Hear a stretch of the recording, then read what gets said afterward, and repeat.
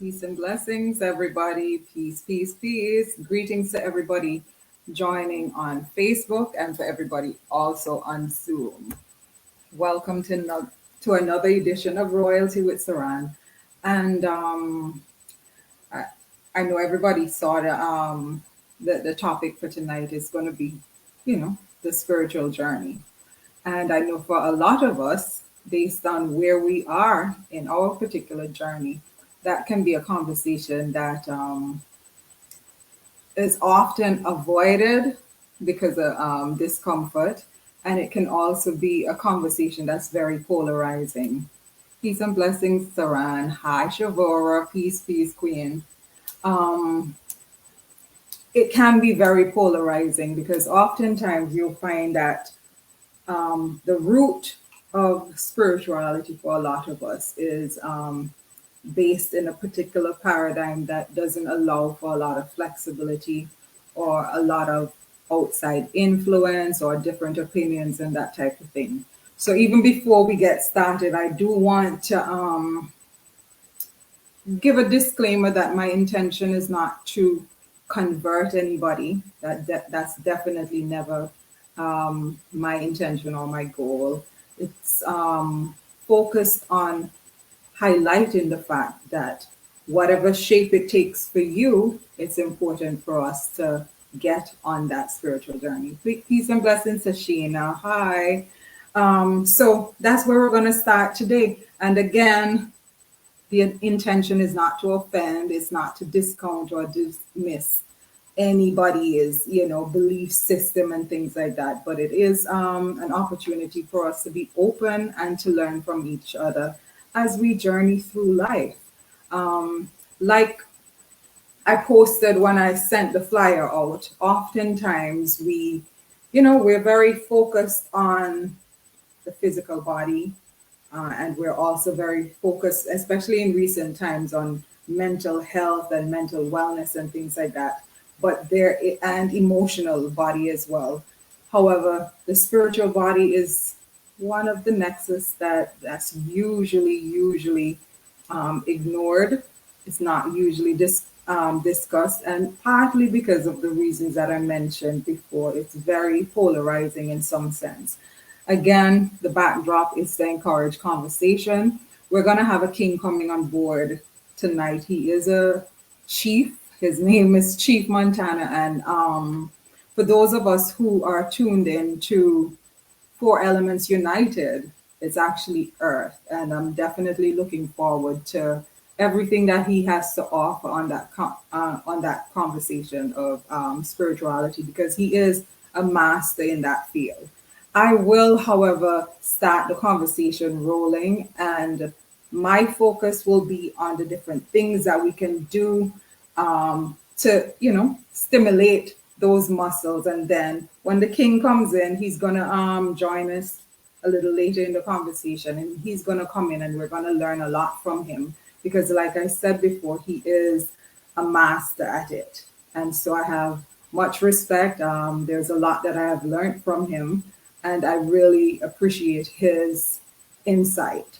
And so we're going to get started. And so peace to everybody on Facebook chiming in. Hi, Shannon. Hi, Sweetness. How are you, Queen? Hi, Karen. Peace and blessings. Detox last day. How does it feel?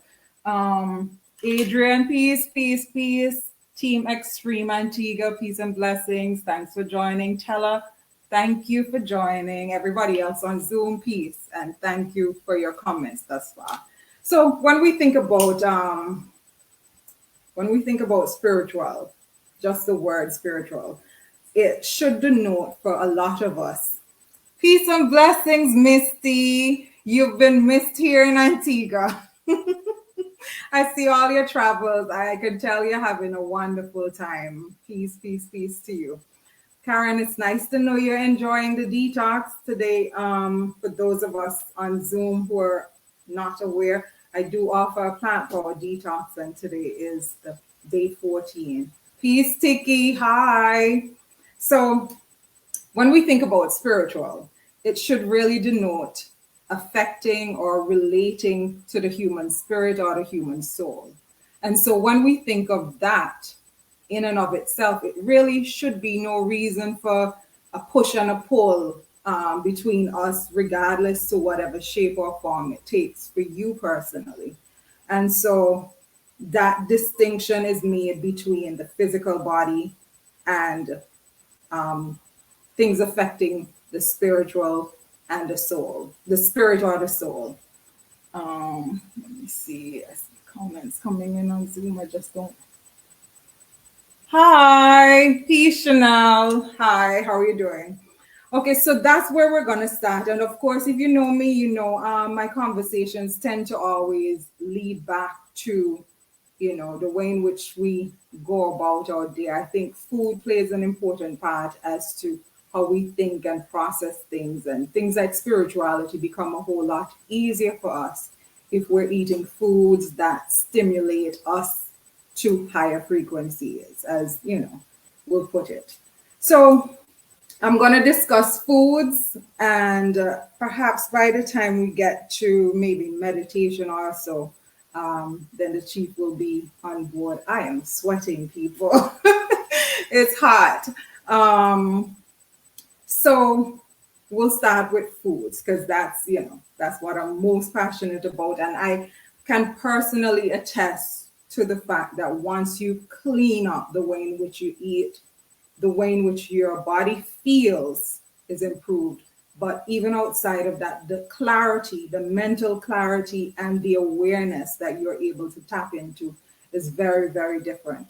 There's no way for us to justify that you can be in KFC line every weekend.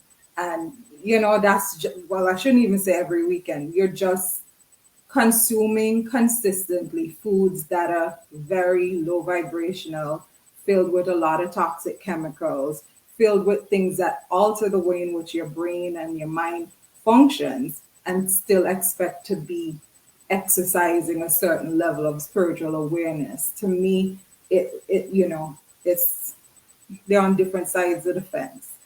And so when we think about eating in order to stimulate certain awareness, peace, Keisha, how are you? We have to think about the foods that we eat. Getting drugged, because that's essentially what a lot of those highly processed foods do. Getting drugged up will give you a high, but it's not a high that you're able. Hi, Auntie Grace. How are you? So I want to talk about foods, high frequency foods. And when I say high frequency foods, oftentimes you'll know that I'm referring to fruits primarily.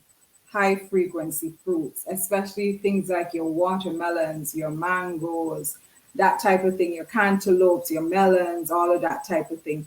When you're charged up either on the juices of these foods or the fruit itself, you just feel different. For some persons, if you have stomach conditions and stuff, it may take a while for you to acclimate to it. But I can guarantee you, once you would have corrected the condition, the underlying condition, you will feel the difference. You process and move and feel different, and you're quicker able to trust your intuition once you're eating clean. Coconut water, I don't know. For me, coconut water is almost like liquid gold in my world, because it is so high vibrational. When you think about the entire operation that takes place in nature to create coconut water, and the fact that it's encased in such a hefty nut. And a lot of times the trees are really, really tall in the air, but it's able to attract the water that it needs from way below earth, and then create a formula that's just so uplifting and life generating. And so for me, coconut water is just, fire, fire, fire, fire. It's one of the things that I recommend for, you know, if you're on a spiritual journey. I am a huge advocate for that. Also, when we look at fasting, fasting can be a very, very powerful tool. Greetings, Ferguson. How are you? Hi, Lasagna. So when we look at fasting now, I know oftentimes people are like, oh, all this fasting thing, this new age type of approach and that type of thing. Some of us are very hesitant to participate because once it becomes a trend, it really takes on a different feel altogether. It's almost like, okay, keeping up with the Joneses type energy. But for me, when I reflect on how our foreparents fasted, it's a key part of wellness. It's all about balance, and we just tend to be comfortable just eating every day, just constantly consuming food. And we never really give our systems a chance to relax, a time to really, focus on healing and repairing the kid. No, I'm seeing the kidneys response. One of the colleagues say coconut water is good for kidneys, for good kidneys, and bad for bad kidneys. True, true, true, true, true, true. It's all about balance indeed. What you'll notice with the coconut water, you get your H3O2s. And so it's a complete structured water. Sometimes, depending on your water source, you can really be consuming a lot of empty waters. And so when you're leaning on your coconut water, you're gonna find that it's hydrating a lot more than regular water. Some persons, if you have a lot of access to coconut water, you'll find that once you're on coconut water for a while, when you return to regular water, you tend to always feel thirsty. It's almost like you can't quench your thirst. And I'm in agreement with you. I'm in agreement with you, Saran. So that's the coconut water. But going back to fasting, we look at fasting as something new. They're not exactly what Saran says there. They're not new concepts. Water fasting is an ancient practice, and I know for me personally, when I decided to dive deeper into my spirituality, water fasting was a huge helpful ingredient to that whole process. It's I should stress the importance of being disciplined here. I think too often, and especially in this time, everybody is about self acceptance and all that kind of thing, and the self love and that type of thing. And we engage in behavior that's comfortable to us because we're not willing to exercise any discipline. And if we understand what discipline is the ability to do what you don't want to do when it needs to be done, and not able to hear. I'm not sure why, Shireen. Um, I'm not sure. Is there anybody else experiencing problem on Zoom with the audio? Hi, Shanique. Peace, peace, peace. Water fasting. So, Missy, you know the thing. Log out and log back in. That might be the best thing because others are able to hear. So when we talk about fasting, again, it's exercising muscles that we don't want to. We do want to engage in eating. Eating for a lot of us is comfortable. We can buffer our emotional issues with eating foods that are stimulating certain emotions, joy, happiness, safety, security, and that type of thing. And so it's easy for us to just say, water fast for what? Who wants to go a day on just water? Or who wants to do a juice fast? Just like Queen says there, she loves to eat. And believe you me, I was one of those persons. I remember years ago when I heard about the Master Cleanse. That's with the cayenne pepper and the maple syrup and that type of thing. I was like, there is no way. There is no way I could do that because in my mind I had to chew, I had to eat. However, this was, probably 20 years ago, and I've learned a lot since that time. And sometimes comfort keeps you in a box that prevents your growth. And when you're thinking about growing, expanding, and reaching higher heights in who you are, discipline is a key component, and we have to stop just expecting everything to just be comfortable. And the reality is doing a fast isn't as bad as people think. I tell people I've done a 21-day detox, well, not detox, a 21-day on just water.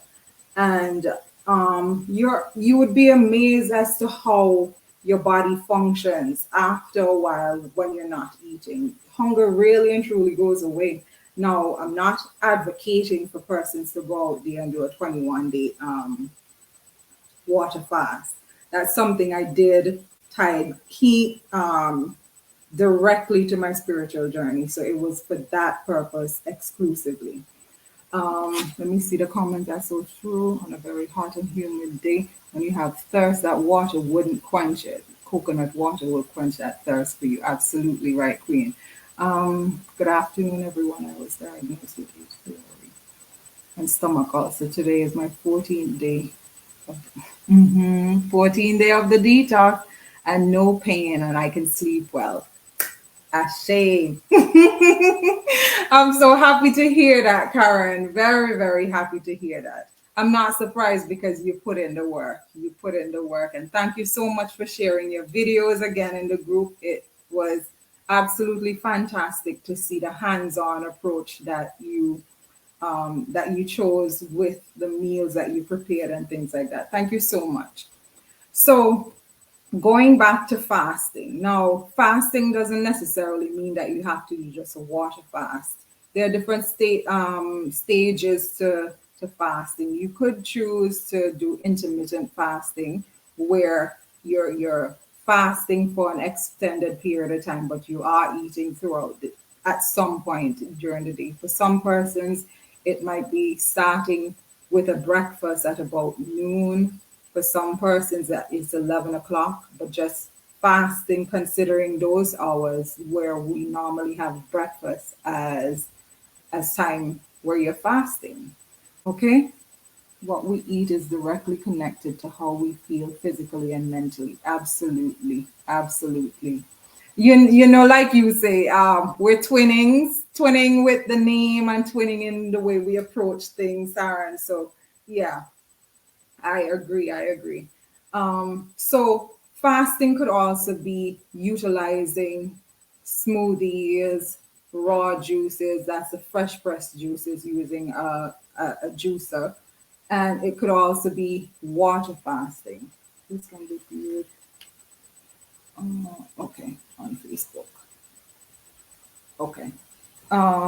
Yeah, especially for those who are going to be watching when Chief joins us. Facebook would be an excellent forum because you do get to see him as well. On Zoom, you just get me, just me. All right, so let's go back to fasting. And for those of us who have done it, and I know Misty has done, I think 7-day or 10-day water fast and that kind of thing. And I would so love to get your input if you could, because I don't want it to look as if it's something that, because she did it, she think it's the right approach, because that's definitely not the energy that I want this conversation to have. But connecting your spiritual aptitude once doing a fast is incredible. The dreams that you're able to get, it's almost like, it's like you're in another dimension. You can see things that are going to happen in the future so clear. There's a lot of clarity to the way in which you move about your day. You can almost by design. You can pick up on the energies of the persons around you. You know when, hey, it's time to go and that type of thing because your intuition is significantly sharpened. So, Misty, if you're still on, if you could drop some of the spiritual benefits that you noticed during the water fast, we've kind of partnered during her stint. So, I know for sure, and given who she is, I know for sure she would have experienced something unique as well. And so, yeah, fasting. So that's fasting for you. Yes, the juicing and the smoothies. And again, we have to recognize that a lot of times persons will say, oh, she always knocking this food and that type of thing. And it's not that I'm knocking it, but in reality, I am. But the truth is, live enzymes feel different in your body. And the truth is, everything is energy. Everything is energy. If you're, when you think about the way in which a pig is slaughtered and things like that, and all the gruesomeness that comes with that, and then you get it and then you strip it and then you powder it with all kind of seasonings and that type of thing, and then you deep fry it. There is an energy to every step that took place with that animal. And once we eat it, where does that energy go? It's just, it's what it is. It's not that I'm pushing any particular way of life on anybody, but when you objectively look at life as an energetic experience, you will easily notice that, hey, some things that we do, there is no way you can justify that as high frequency or life generating, as I like to say. So with your juices and your smoothies, you're going to notice that you have a lot of life in it. Let's say you're juicing your kales, your cucumbers, and things like that. It's still alive. And that's the thing about it. And you will notice how your juices change as the live enzymes die off and things like that. But once you're able to get it fresh, within anything within a window of 16 hours, you're able to taste the live enzymes. And when those live enzymes get in your body, you feel it. It lifts you higher. It doesn't pull you down like the bacon strips and the this and the that with the slaughtering of the hog and that kind of thing. So your experience will be different. So Misty says clarity, as you mentioned, peace. Peace indescribable, calm, the ability to make decisions effortlessly, lucid dreams, your aura beaming light. So, Mister, you have said it all. You have said a mouthful, and that's the truth about everything when it comes to fasting. It takes mental muscle, it takes discipline, but those are some of the benefits that you experience. You're able to just move about life easier. All the different things that upset us on the job, that while you're doing a fast, you don't have the time to take on that type of thing, because there's a certain level of calm that pretty much covers you that you cannot replicate on low vibrational food. The lucid dreams, the clarity, you flow like water, absolutely. So you get up, there's no need to rush. You're always aligned for what is for you, and you're able to really, really appreciate an ease that, for me personally, I don't experience that level of ease any other time than doing a fast. So I actually enjoy it. And for those who are wondering, oh, why fasting, and that type of thing, please know that mentally we have conditioned ourselves to think that, oh, you're going to feel as if you're starving. I guarantee you, for me personally, day 2 is the hardest day. Day 2 is the day that everything looks like food to me. If I look at whatever, it looks like bread. If I look at that, it looks like peas ball. If I look, it doesn't matter what it is, everything looks like food, and my entire being is focused on food on day two. Everything, yes, I have the discipline, but everything I'm thinking about is somehow connected to food. And then day three happens, and the truth is, by day four, hunger usually leaves, and so you don't get that bite or that angst to quit because you're not feeling the need to eat heavy foods and things like that. And I know Misty can testify that after you've done an extensive fast, you will notice that even when it's time for you to break your fast, you have a lot of difficulty. You have a lot of difficulty doing it because for you, day two was like that as well. You want to eat things that you don't eat. I know I was thinking about chow mein and I was like, I haven't eaten chow mein for years. How in the world? Chow mein came to mind when I was doing the 21-day fast. But such is life. And you will also notice that when you fast, yeah, going back to food, I told a friend of mine the other day when I was coming off of fasting, as yes, Shanique, I see you. Day 2 and 3 are like, oh yeah, those days feel as if they have probably 36 hours each. But after that, you certainly get into a position that, there's a lot of ease and there's a lot of comfort. There's no need, you're no longer focused on it. And it is a physical reaction in the body as well.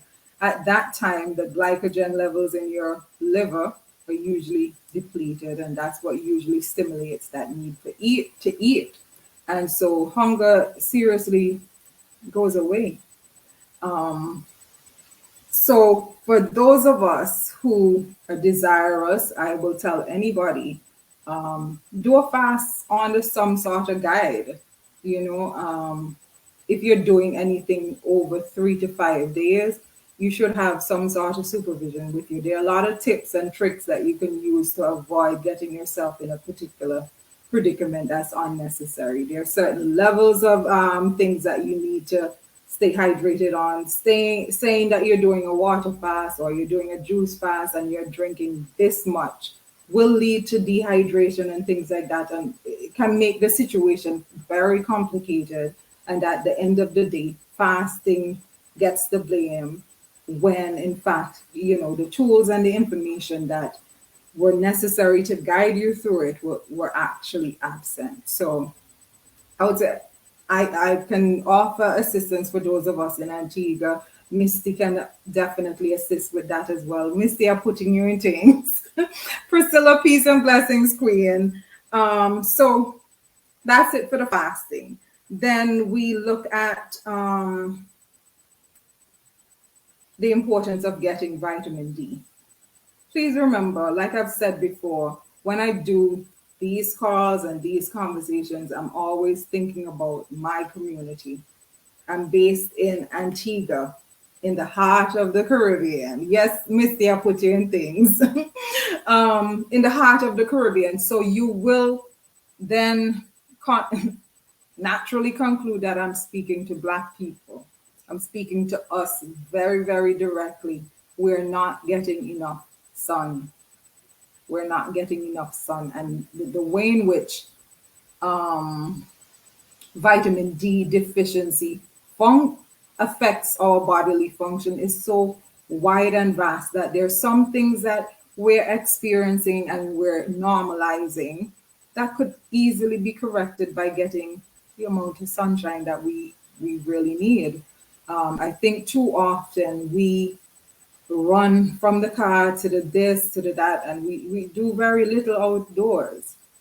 Save for those moments when we do picnics on the beach, or for those of us who are playing mass in carnival. Now persons are probably getting a little bit more sunlight, but the norm is that we're always inside the house, or we're in our offices, or we're in our vehicles, just not getting enough sun.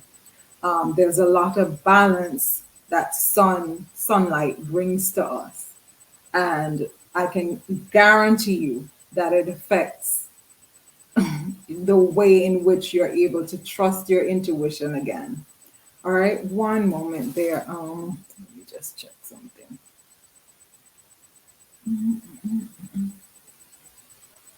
I'm just checking to see if Chief is coming on board shortly. Okay, so yeah, the importance of vitamin D. And you will notice that, peace, Sylvia, hi, Queen.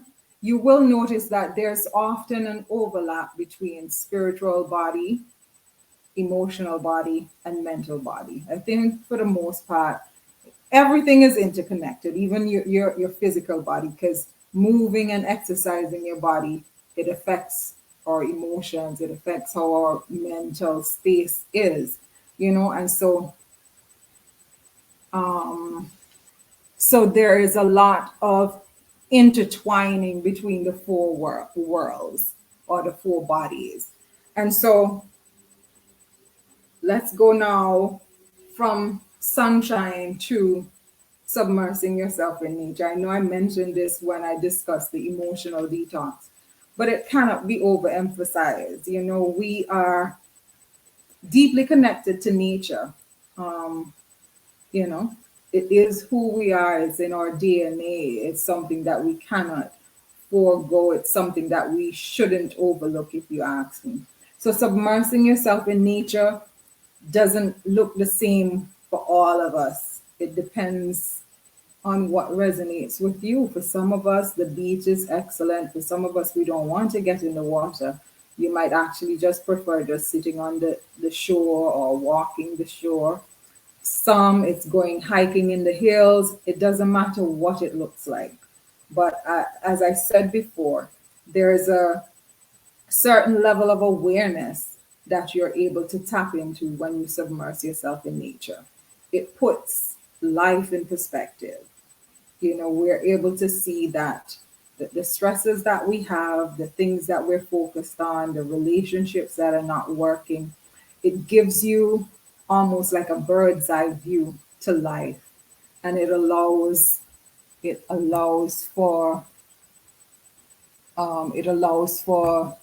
us to be closer to source, and that's exactly what we need to do in order to tap into our spiritual selves. Okay, like I said, it doesn't matter what it is. For some of us, it's a river. For some of us, it's just sitting on the mango tree. It might be doing gardening in the backyard. But the importance of submersing ourselves in nature is vital. You know. Lastly, I'm going to touch on meditation. I touched on it briefly when we discussed emotional detoxing. I know in this day and age, you go on social media, and as much as there's a lot of useful information, there is also extreme information as well. And so, for those of us who are unable to see ourselves being a particular way, it's sometimes a deterrent. Some persons say, "Oh, I meditated for an hour," and things like that. You, um, you're saying to yourself, I don't even know how to meditate. And we kind of judge ourselves for not being able to do certain things. And also, when we mention meditation, the truth is, um, a lot of us just have a mental block to the word meditation. Meditation for some of us is witchcraft, it's wizardry, it's sorcery, it's all kind of negative things. But when I speak about meditation, just to be clear, I'm talking about going within. If going within you conjures up those words, then those are your issues. You know what I mean? But it is a time to go within, to really take a break, take a breather, and it looks different for many of us. For some persons, it can be a half an hour. For others, it's an hour. For others, the most you can do is 5 minutes, and you may be able to do that 3 times a day, 2 times a day, or whatever. But either which way, it's important for us to take time to do things like that, because calming yourself, and now do remember that there are two selves, like we kind of touched on, and this is almost being very simplistic about it, but there are two selves. So when we speak about self-love and that type of thing, pay attention to which one of the selves you're really celebrating and which one you're highlighting most often. Is it your egoic self, or is it your higher self? Because it's a huge difference, and it feels different depending on what it is that you're really celebrating. Self love shouldn't be something that's ingrained just in vanity and things like that, because yourself, your higher self, you know, it's not wrapped up in all of that, you know. So the idea of going within and giving yourself an opportunity to tap into yourself, the self that we're talking about here is your higher self. Okay. So I think Chief is here. Um, Chief is here. Yes. So whenever you're ready, King, you can. Oh, there he is. Peace and blessings, Chief. Thank you. Peace and blessings to How you are all. you? Fantastic. How about yourself? I'm doing good. I'm doing good. It's great to see you. Great I to see you. have some interesting questions for you today, and I know that have had conversations with a few friends who are actually looking forward to your information and your insight today. Again, thank you for joining. Um, Good evening, Chief. Yes, yes. So, where do you want to start, Chief? I could start, but okay, tell us a little about yourself. I mean, I know you, but for those who are, Okay. So I am an initiated chief within the Dagomba people, and the tradition there is called Kali. It's spelled Kali. It's not like the Kali that's practiced in India. It's two totally different things. And the word Kali just means tradition. That's all the word means. Excuse me. It's a very simple word, which means nothing more, nothing less than that. Okay. Um, I am a traditional practitioner, and so I'm a trained diviner. I am a trained healer as well. I spend a lot of time in Ghana sitting with elders, learning about our traditional practices. From my thing is always I prefer to get it from the horse's mouth. That's my thing. I can read 2,000 books, and what I found is books give you maybe 10% of what's so, and the rest of it is you have to go there and put boots on the ground and really, really, really dedicate yourself to learning, because it's like tens of thousands of years of knowledge, and that is not going to be compressed in a 300-page book. Even a volume of book, you would need a library of books to actually contain all that information. And so travel back and forth throughout the year. I also teach classes. So I teach people, and I initially I started teaching people in the West, and I found out that there are a lot of people on the continent who don't know about ancestors, who don't know about what an ancestor is, or the purpose an ancestor serves, or why should we even communicate with ancestors. So I teach classes on how to do that as well. So that's kind of me in a nutshell. okay, all I right. can keep going 'cause I can talk. Okay, so let me ask you, Yeah. and this is a question that I've always pondered on.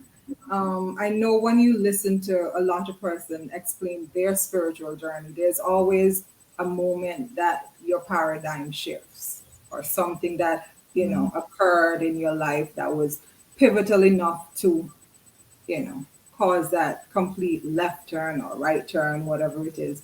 What is Right. it for you, or what was that for you? For me, the thing that got me to listen Mhm. because my ancestors have been telling me to drum for over 10 years. And I refused to do it. I was a hard no, not because I didn't want to. My life was full. So I was enjoying my life, and just to put that into my life at that over that 10 plus year period, it means that I would have had to kind of cut back on the other activities. I love being outdoors, so anything outdoors, I'm there. So I'm an avid mountain biker, I snowboard, rock climb, all in whitewater raft, anything outdoors, you will find me there. And so that my weekend was full of that. So I was a hard no because that's what I was doing. So then, what happened is the interesting thing is when you have a purpose to fulfill, Mhm. your ancestors will haunt you. Well, I like to say your purpose will haunt you. True. It will ride you like a rented mule. And if you're hard headed and stubborn, like I was, they will do things that will impact you, but it may not impact someone else.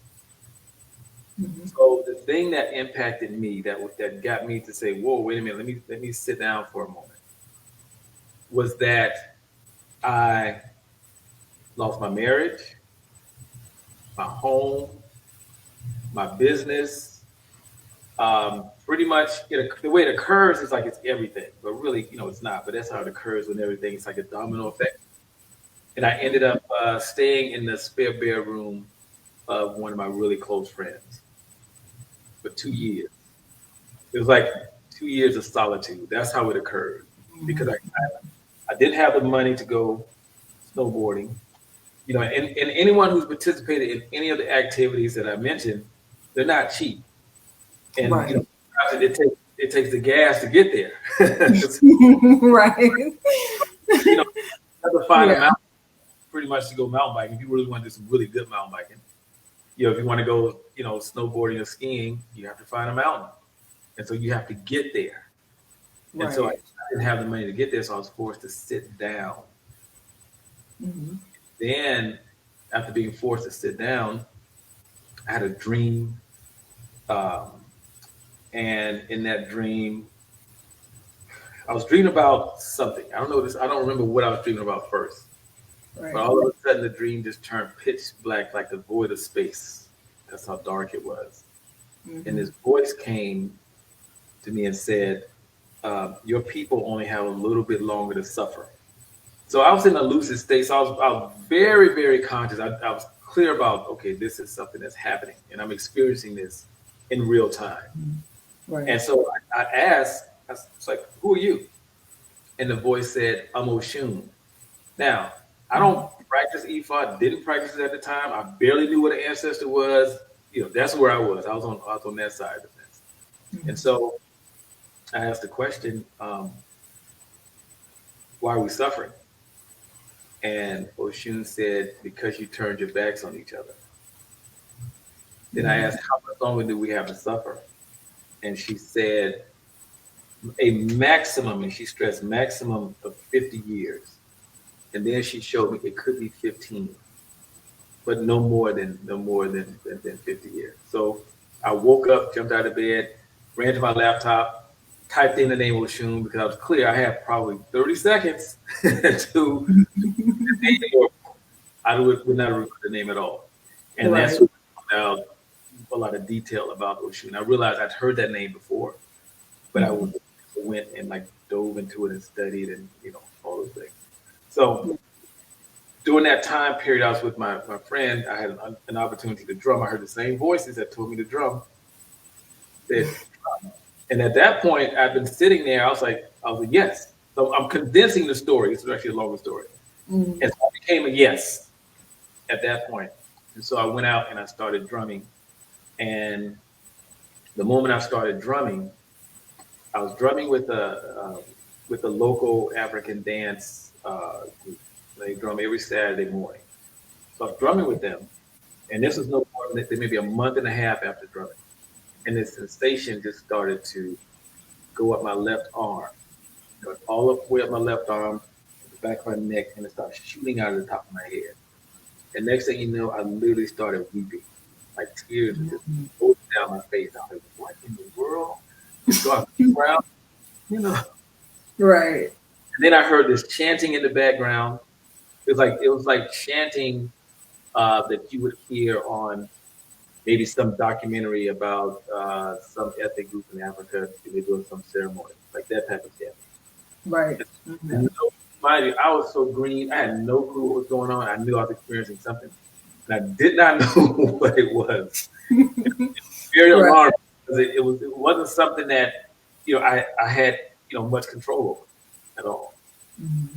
And I afterwards, the interesting thing is when I heard the chanting, I looked at the drummers, looked at the dancers. Nobody was moving their mouth at all. And when I looked around, no one was looking at me. Everyone was looking straight ahead. The dancers, they were concentrating on their dancing.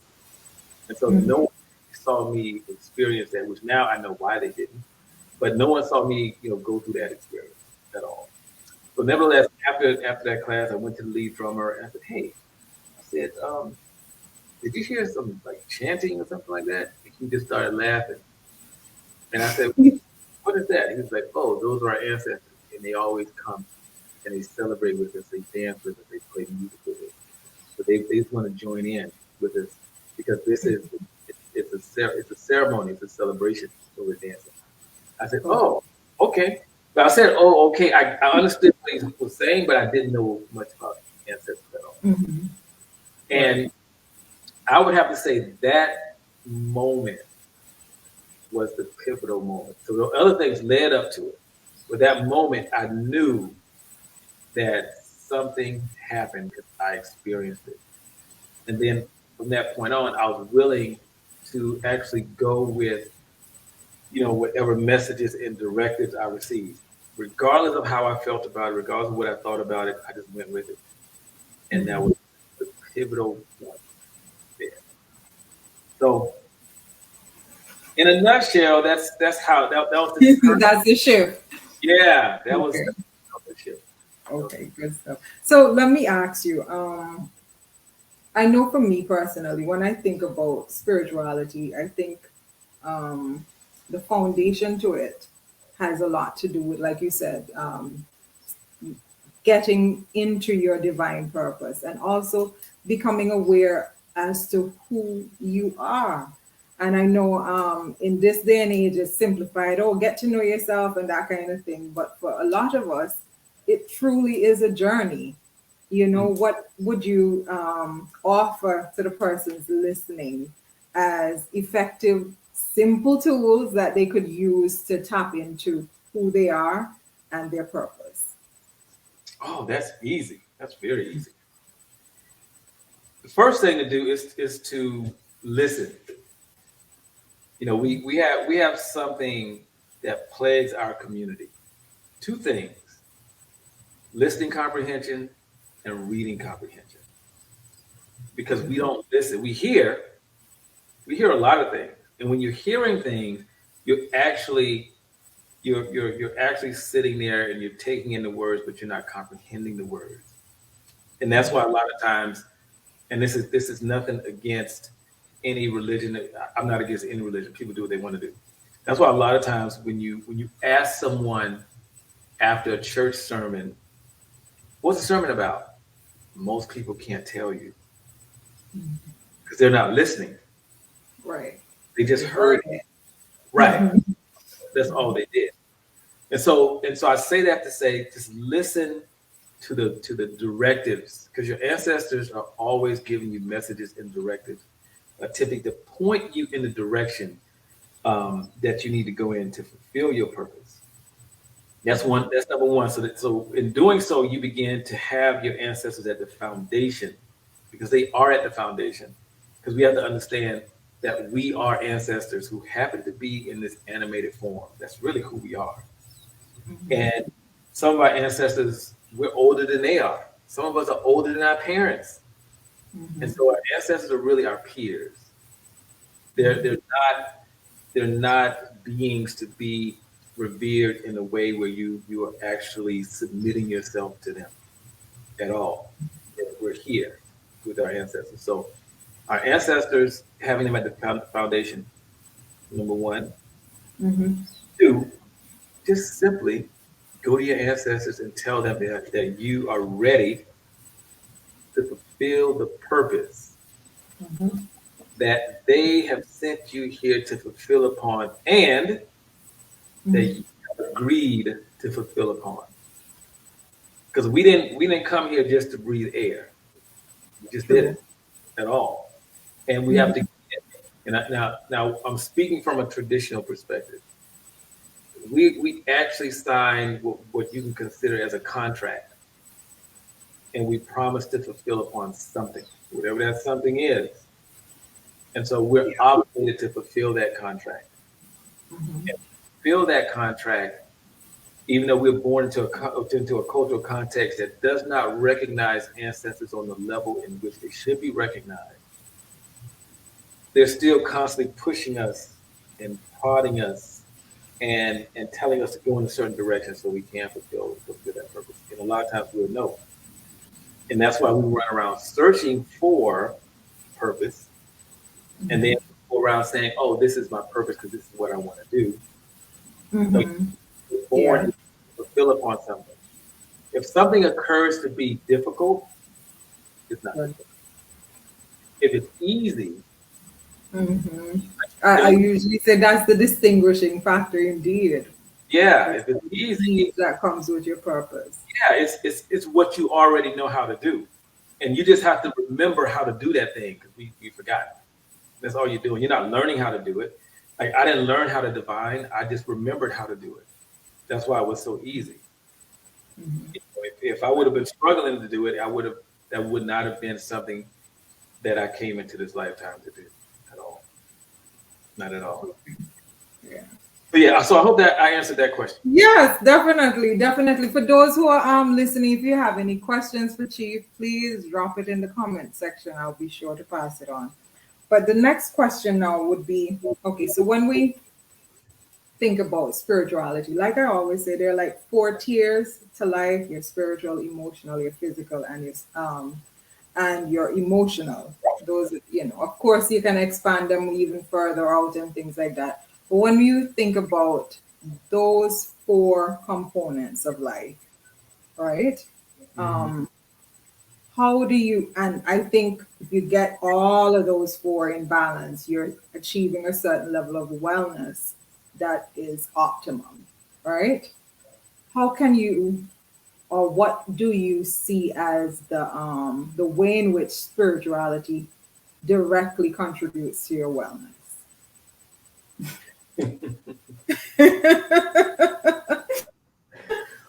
Wow. Yeah. So it's a huge contribution Mhm. because when you incorporate, and I can speak on traditional spirituality because I practice Christianity, Islam, I pretty much covered the gamut. When you incorporate that into your life, you have a certain ease and you walk through life with ease. The things that may have gotten you stressed or you've gotten you concerned, upset, it just magically just disappears. That's what, and you don't realize it disappears until some time has passed and then something happens and you're like, man, I didn't even get upset about that. That didn't bother me at all. Right. So it brings that balance, and one of the things that keeps us out of balance primarily is our emotional state because here in the West we're constantly in an emotional flux. Hmm. And That we're, roller we're coaster. Yeah. constantly walking around in a state of emergency. True. And one of the things my elders said to me is that watching someone uh, watching someone murdered on television is equivalent to seeing it live, is equivalent to committing the act yourself.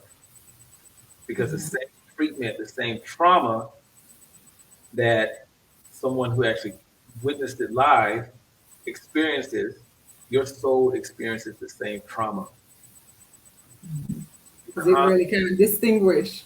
correct. Because it does it doesn't distinguish, even your brain doesn't distinguish the difference between this is fake and this is real. It does not distinguish the difference, even though, consciously you may be like, oh, that's just TV, but your brain doesn't distinguish the difference. Mm-hmm.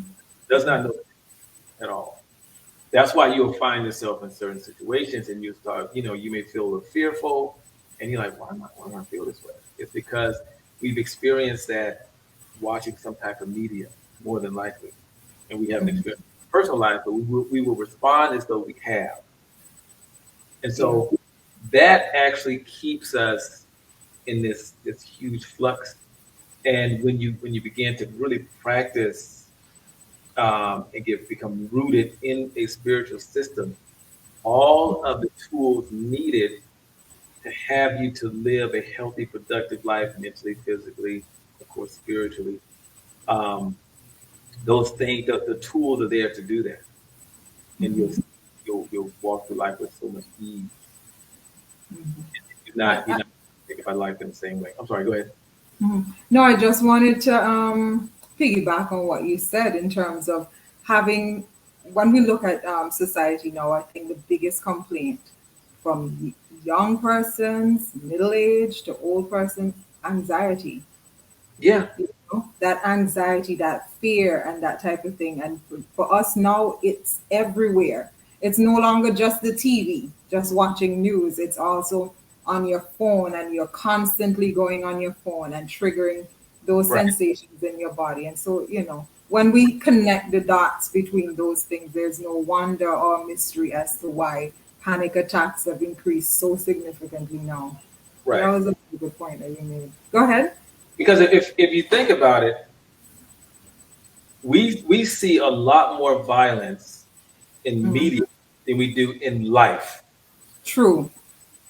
Most of True. the most people will go a year plus without seeing Hmm. violence firsthand.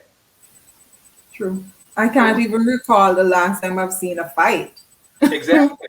But if you Exactly. scroll around on social media, it's everywhere. Yes. Yes. And that's the thing that rules our life.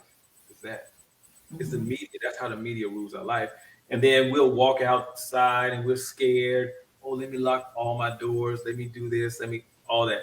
I don't lock my car doors at night. I'm always like, I'm gonna take something. I go in and take it. I don't care because I Hmm. don't I don't walk through life with that level of fear anymore. I just don't. If I walk out, I'm not thinking, oh, the boogeyman's around the corner or something may happen. Just doesn't really cross my mind. I just walk out and do whatever I'm doing, and I don't see violence along the way. Right, right. Yeah, but it's we see the amount of violence that we see in the media has occur as though we live in this hyper violent society, Hmm. and the reality is that we don't. We don't. There's True. violence that exists, but the hyper violence doesn't exist Hmm. at all. It's no different than when there's a war in the when the Congo was warring, right? Hmm. Think that the entire country was at war. But you know what the war was? In this tiny little corner in the southern region of the country. It was not spread throughout the entire country at all. No Hmm. different than we hear about Chicago. The violence in Chicago Exactly. Yeah. is concentrated in one area. It's not the entire state at all. It's just not. Hmm. But we will think, oh, don't go to Chicago. That's what we'll think. Right, right. Yeah. Oh, don't go to Africa. That's what we'll think. Hmm. Right. Violence isn't there like that at all. Hmm. So yeah, so that rules our life. And so being within a viable, healthy, traditional spiritual system gives you access to all the tools to even cleanse the trauma, because it's trauma that your Yes. soul actually experiences. We will go out and we will spend money on therapy, and I am 1,000% pro therapy. Hmm.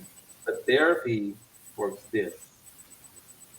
Therapy does not Exactly. address the trauma on your soul. That's why a lot of times you'll see people, they'll go through some type of traumatic experience. Then they'll go get counseling Yeah. or go get therapy. And however long they spend in therapy, that's how long they spend in therapy. And they're actually taught how to cope with the trauma, Mhm. how to deal with it, how to manage it so it's not running your life all the time, but the trauma's still there because your soul is traumatized.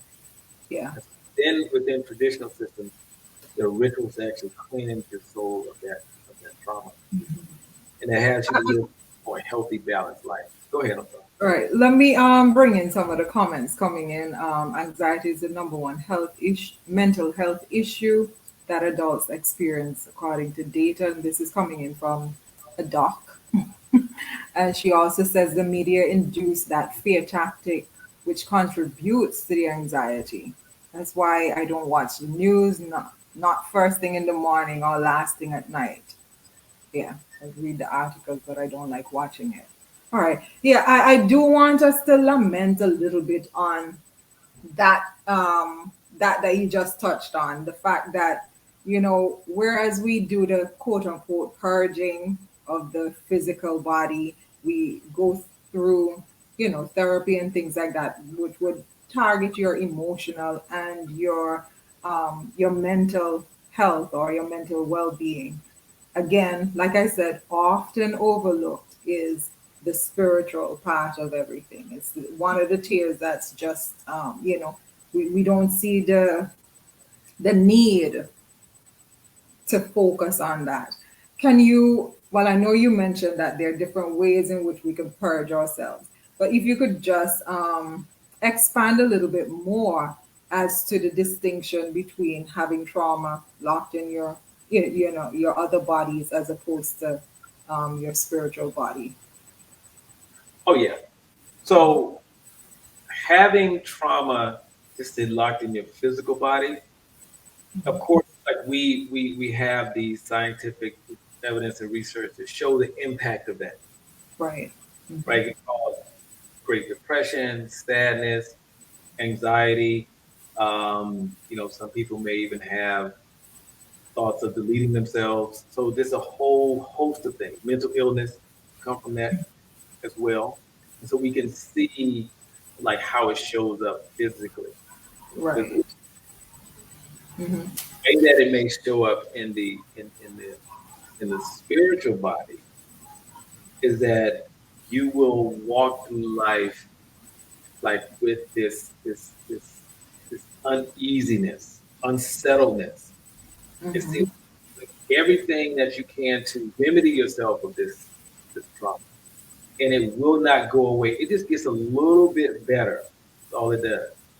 Hmm. A little bit better, and you'll feel as though you're being driven at times to seek out something spiritual to give you the remedy, whether it's some religion, spiritual system, and you just cannot seem to get where you need to be. And it will cause you to, can you still hear me? Or no, Paul? Yeah, I can hear you. I see you're frozen, but we can still hear you. So it will actually cause you to um, at times to like spiritually like shut down. If that Hmm. makes It will cause you like a spiritual sadness, like deep down inside. And so there are definitely a lot of ramifications from like not having your your your, your the trauma that may be on the spiritual side cleansed. Especially like if you're suffering from trauma that, and let me back up, and this is the main thing, you will you will begin to do things that actually create the same emotion that was there when you actually experience the trauma. And so I'll tell you why. Because say for example, someone suffers from sexual abuse versus Right. one adult. What happens is that there are these unfavorable energies that will attach themselves to you because the energy that you're giving off, they actually they live off that, they feed off of Yeah. it. Hmm. and so it'll begin to have you in a certain state, so that you obviously people that always walk around in some type of upset, Right. because they Right. need to stay in that state in order to feed those energies. Hmm. Yeah. And what happens, you take sexual abuse. What happens is that when you procreate, you have children. If you have not gotten that cleaned up, those energies jump from you to your children. That's why you Hmm. will Hmm. level of traumatic experience going from one generation to the next, to the next. Right. Right. And we'll say, oh, it's a generational curse, but it's really not generational curse. It's just energy jumping from one generation to the next, to the next, to the next, to the next. And then you'll Hmm. find that your offspring, your grandchildren, your great grandchildren, they will experience some form of like sexual trauma. Is what Hmm. And so this is one of the reasons why I think, you know, when we really critically look at, the happenings right now, we'll see things like that. And, there's really no, yes, like you said, we kind of chalk it up to generational curses, but there's not a lot of focus on how do you how do you curb that repetition generation after generation and things like that. And to me, sorry, go ahead. No, no, I didn't say anything. Go ahead. I'm listening. Okay, okay, you're still frozen still. Yeah, I'm working on freezing myself as you're talking, but go ahead. Okay, okay. So when we look at life that way, we will definitely see the need to do some sort of intervention where spirituality is concerned. I know, there's a lot that you could recommend, but I do want to keep it as simple as possible, so that it's within reach or within easy understanding for those of us who are listening who are not really familiar with that type of thing and stuff. What is your simplest recommendation for intercepting that type of thing? And I know there's, run with it. Do what you wish. Well, the simplest thing to do really is to go have a divination done. That is really the simplest thing, to find out what is it going to take to address, your issue, whatever that issue is that you're dealing with. Because the thing that I would use to remove, say, for example, some type of sexual trauma may be different than what I would use to if it's some type of violence that occurred, some type of physical trauma, because those two traumas are they're different, and so many times it takes something different to address them. Many times we think it's the same formula, but excuse me, but it's not. Um, and doing rituals, if two people are dealing with the same thing, the way it shows up, in reality or in life, the remedy for those two things could be totally different, because the source of them is different. Different, yeah. So we have to address it. The simplest thing you can do is go have a divination done, so you can find out exactly what it will take in order to remedy that issue. That's why sometimes people will go, and like people have come to me and they've experienced some type of trauma, and I'll divine for them and I'll see it sitting there, and they'll say, oh, I went and took a bath to do blah blah blah, and someone else will come and they will say, and I'll see, oh, there was some trauma that was there before. Oh yeah, I took a bath, and that bath, whatever they took, remedied the issue. But the first person, the bath wasn't strong enough to remedy the issue, Hmm. Right. because it's that depending on what you're dealing with, it takes the herbs need to be stronger depending on what it is. And so Right. it use like the same strength of herbs to on everyone, because what they're dealing with is different. Someone may be dealing with the issue that is actually a bloodline issue, Hmm. but it's showing up the same way. And someone else is not a bloodline issue, it's something that just happened. Hmm. So you will Got you. address those things differently. Yeah. Okay. Got you. So is it me who's like right? Yeah, kind of sound that way. So finding somebody to do a divination. I mean, that was. I think your website was posted at the top there. For those of us who are on Facebook, please, scroll a little further up and you will see Chief's information there. For those of us who are on Zoom, is it chiefmontana.com? Yes, it is. Chiefmontana.com. Okay. Yeah. That's who I recommend. Okay. But in that world, we all know. Woo. Exactly.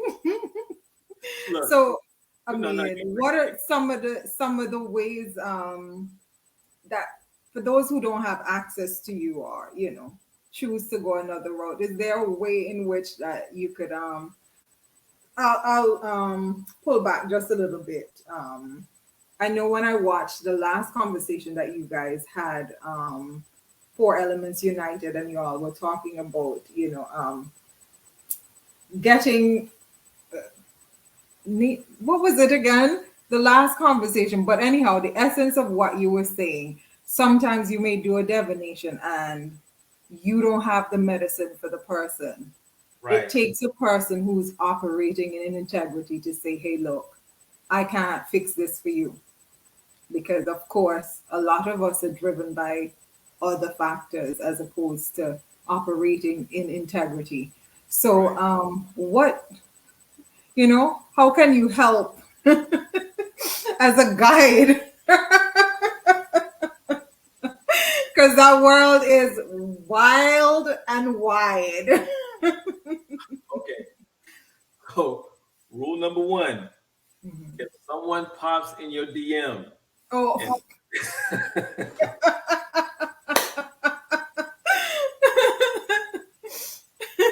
and I have a message for you.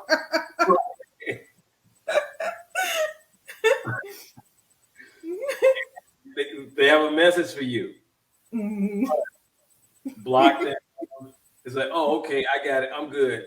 I'm good. I know about the message. Just tell them that and just leave. Because traditionally, we we can't. There's so many people who are violating tradition.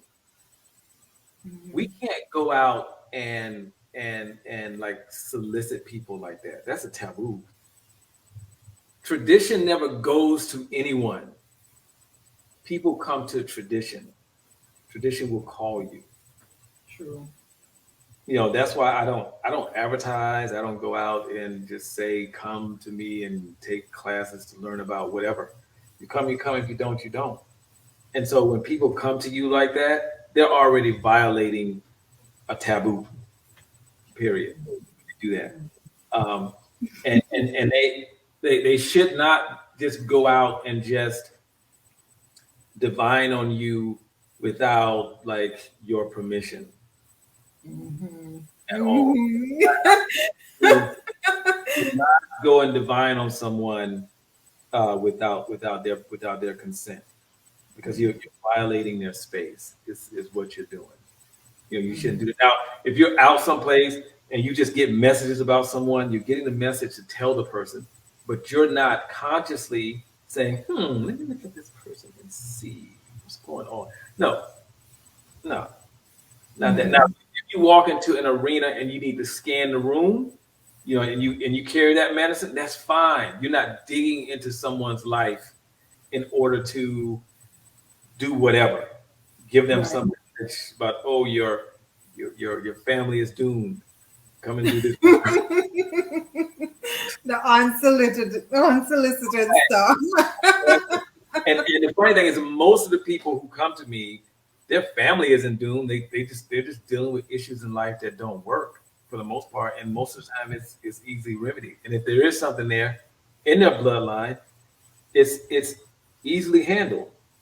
Period.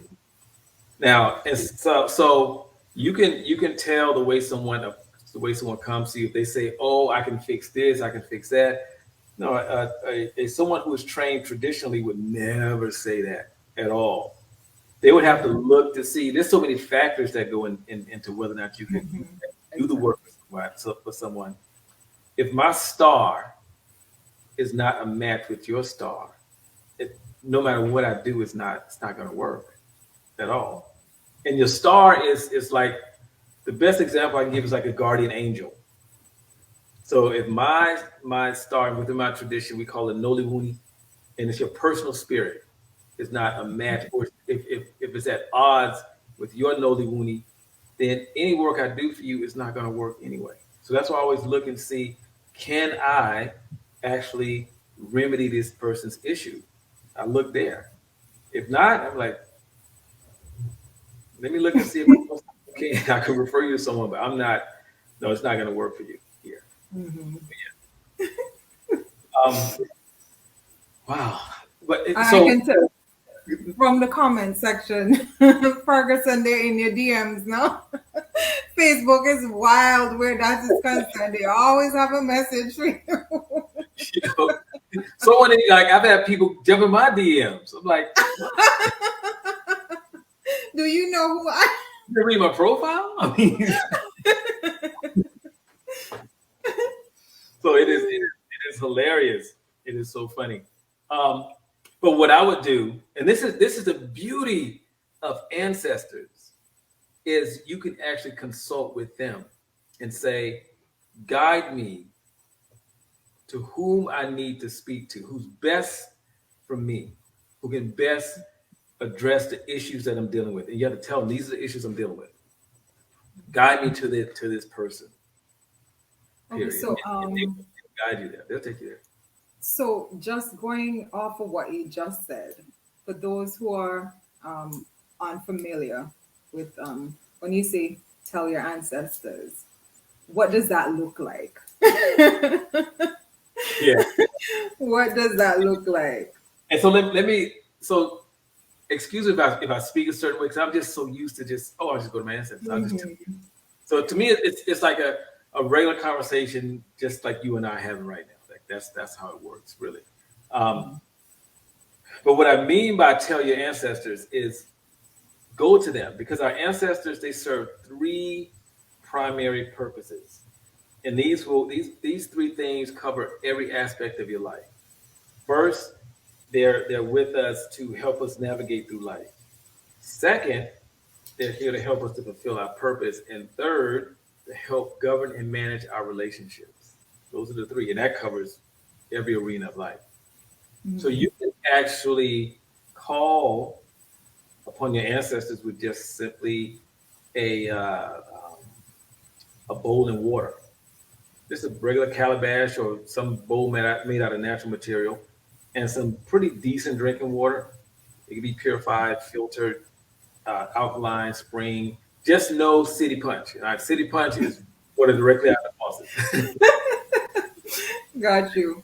No I, city. I I Go see ahead. a question coming in. What about someone getting, like getting number examples like 1212 and 1111 and you know 333 33 whatever it is. What is your opinion on that?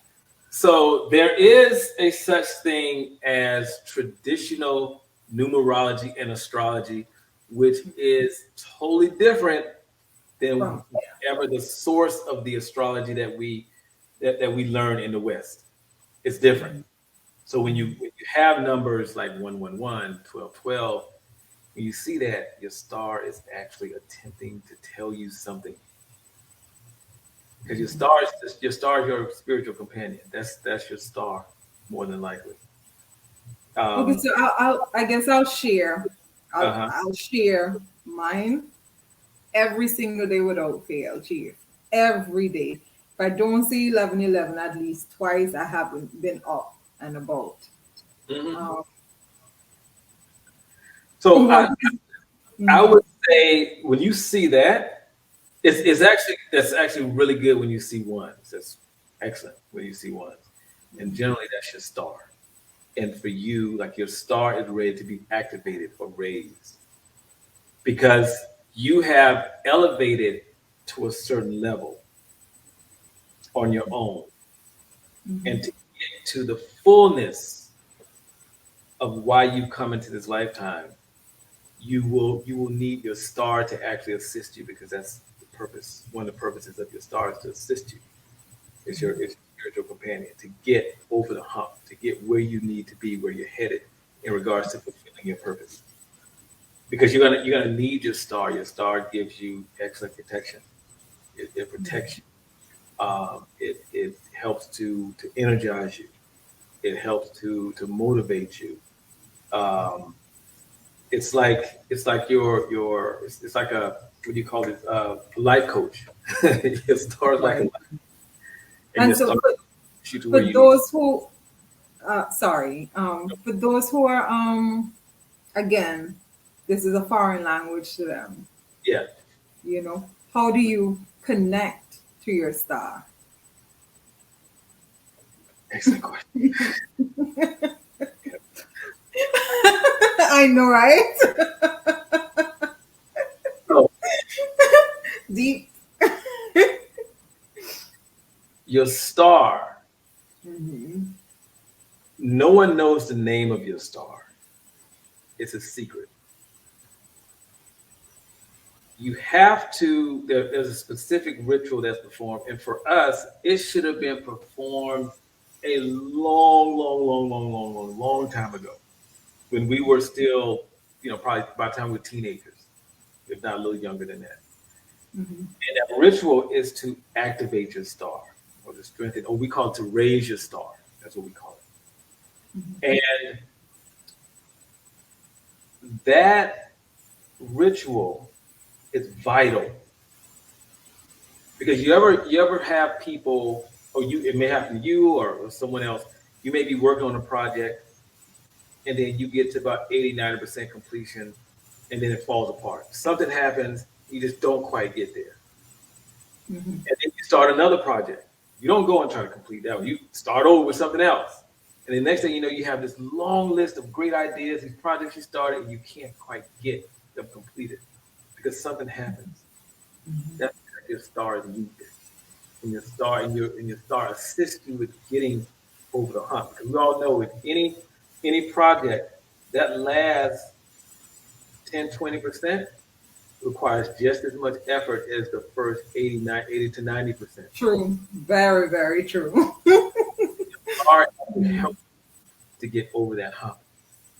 If you find that you may feel as though, and many of us may experience almost there, the almost there syndrome. Hmm. You're reaching out, and you're almost Almost there, got you can't grab it. it. Your star is weak, and that is why your stars is just so vitally important. My elders say all the time, there shouldn't be one person walking this earth without their star being healthy. And within various traditions, I've seen the star called a different name, but it's still the star. It still serves the same purpose. It's the language gives it a different name. Hmm. But What are some of the other names? Ciora, um, I've seen it called, what do they call it in Ephod? Your oh, I don't remember the name of it in Ephod. Hmm. And so those are the two that I can remember off the top of my head, but I've seen it in other traditions. It's there. Okay. It's there. Um, See, now this thing's gonna haunt me. I know the name of one of the. Yeah, I should too. It's, Mm. I don't remember the name, but yeah, it's the same thing. It's no different, and it needs to be activated. It needs to be strengthened, because when your star is strengthened, you actually, are able to, like, really navigate through life very powerfully, very powerfully. So yeah, stars Okay, important. I have a question. I usually get 333 444 555 when I wake in the mornings. Is it my ancestors trying to tell me, trying to say something to me? Yes, Coming in from Sylvia. Mhm. one Please. one of the things you can do. Go ahead. No, go ahead. Go ahead. one of the things that you can do with your ancestors when you get these messages, I call them cryptic messages because that's how they communicate most of the time. Mhm. Go to them and say, "Look, hold up, time out, player. You know I don't know what none of that means. So put me on the short bus. Break it down to me in that way." You have to tell them that. Say, "Look, I don't understand the message that you're attempting to get across. Either you simplify it or you send someone who can actually tell me what this means. Other than that, I'll be walking around the wilderness with no compass. I don't know what you're talking about at all." But you have to talk to them that way. You don't Gotcha. talk to your ancestors like, "Oh, could you please? Oh, I mean, if you feel like it, what if they don't feel like it?" They're like, "Good, I'm glad. I don't feel like doing that. You follow with that." You have to give them directives. You have Mhm. directives and commands. In the same way they speak to you, they never ask you, "Do you want to go to the left?" They say, "No, go left." And then we'll go right. And what happens when we go right? "Oh, I knew I should have gone. Something told me I should have gone Mhm. left." Mhm. You never say something asked me to go to the left. You say something told me. So you have to speak to them in the same way that they communicate with you. Got you. Got you. I'm trying to think where we should put the star conversation. How about this, Chief? For those of us who are you know, based on our religious beliefs and well no, let me ask this question because I've thought about this question quite a few times with the intention to ask you, what, in your opinion, is the difference or the distinction between religion and spirituality?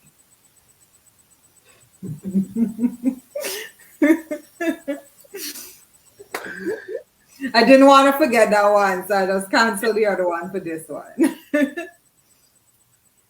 So one of the differences is that religion is not malleable. Mhm. Mhm. Tradition is malleable based upon the occurrence of the day. Because the same things we use that applied 500 years ago, the implements are different because the times have changed, people are changed, the environment has changed, the Right. context we live in is different. And so Mhm. tradition or spirituality is very malleable based upon the times, and it's still just as powerful. Religion is very rigid, and it gives you a set of rules and tenets and bylaws that, in many instances, go against the nature of being human. They go against the nature of who you were born into this world as. The mere fact that I can do what I do is not something that I got up and said I want to do. I was born with this. When I look back at my childhood, I was always doing this. However, as a child, I was afraid to say anything because I would have been told that's the devil. That's what I would have been told. So it Absolutely. went against my nature, who I was born into this world as. And if people want to practice a religion, whatever that is, have at it. I have nothing going on with nothing around that. But it will at times, and this is my experience, it will at times stifle your growth because it doesn't say this is who you are. It says this is who you are supposed to be. And it's cookie cutter. Everyone is supposed to be this in spite of your nature. So religion is more nurturing. It nurtures you to be something where tradition or spirituality takes you literally as you are and molds you even greater, to be a fuller expression of who you are, who you came into this world as. Mhm. And so that's like the fundamental difference that's there. Mhm. I And hope that what was that? I said I hope that makes sense. Yeah, absolutely, absolutely. There's a question coming in from Queen again. She asks, "What about crystal? I would love to have more knowledge on crystal and things like that." I mean, So there's a lot that I can share, Crystal, but let's let Chief. so crystals are great. This is what I've learned. This is what I learned about crystals and other minerals. To say minerals in general is that they have they have properties already built in. Mhm. And I went to vacation in Mexico a few years ago, and this was not by happenstance, but I bought a ticket to go on a tour. Where was I going? I don't remember where I was going. I was going on a tour to do something, Mhm. maybe something to do with water. I got on the wrong bus. It was not intentional. I didn't do it. Right. I got on the bus heading to see the Mayan, not the Mayan, but the what's the group that's there? The indigenous people, to see their ruins. And I was like, no, no, no, this is not. And I didn't realize it until like maybe 30 minutes into the drive there. It's about an hour and a half drive. Mhm. I'm like, whoa, I said, this is the wrong bus. Hold up. So anyway, make a long story short, I said, well, let me stay. The only reason I stayed on the bus is because the bus driver and the attendant on the bus said, oh, well, we can let you off right here and you can catch a cab. I said, no, you can't. I said, I don't know what right here is.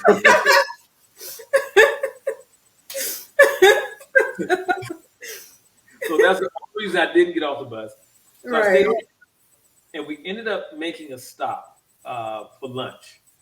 Mhm. Stopped, and just so happened there was a shaman who was there, and they said normally he's not there at the place where we stopped, but he just happened to be there. Of course, happened to be there that day. Mhm. Right. Having a private conversation with him, me, and he started talking about um, minerals, and Mhm. he said that there are rituals that are required to be performed over these minerals, and the rituals will take 3 to 5 days in Mhm. order to enhance the properties of those particular minerals, Right. make them more beneficial for the person. You give the mineral directives, Mhm. because if someone is dealing with some type of back issue, you say the person's name and you say this is what the person is dealing with. It's like you're we call it within my tradition, you will say giving the herbs or giving the minerals intelligence. And that just means you're giving them instructions because they already have some level of intelligence. You're giving them instructions and saying do this for this person. And Mhm. so that's the thing that's missing. And it's not something that you can just do because you said you just want to do it. It's something that you have to be born with that. A lot of times in the West, we think that, oh, I can just decide to do whatever the heck I want to do because, I was taught I can do whatever I want to do. That's the biggest lie we've ever been told, period. Just because you want to be a healer, that doesn't mean you carry the medicine to be a healer, because it takes something to be a healer. True. It True. takes a lot of patience. You probably know it takes a lot of patience. You're dealing with people, period. Mhm. And it takes just that innate knowing for someone to come to you and you're saying, oh, this is what's wrong with you. There's no book that can teach you how to be a healer. That doesn't exist. True, true, true, true.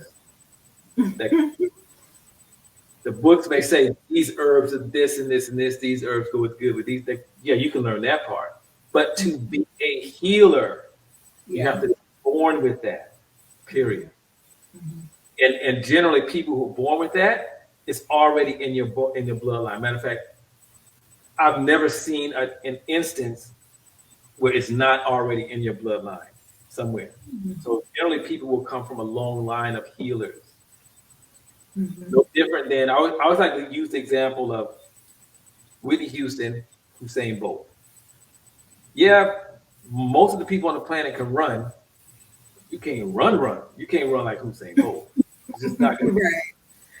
And even if he had never ever decided or chose to become a track and field athlete, he would have still been who he is. But no one would have known. He would have still carried that medicine. No Mhm. different than Whitney Houston. You look at her, you look all throughout her family, everybody can sing. Yeah.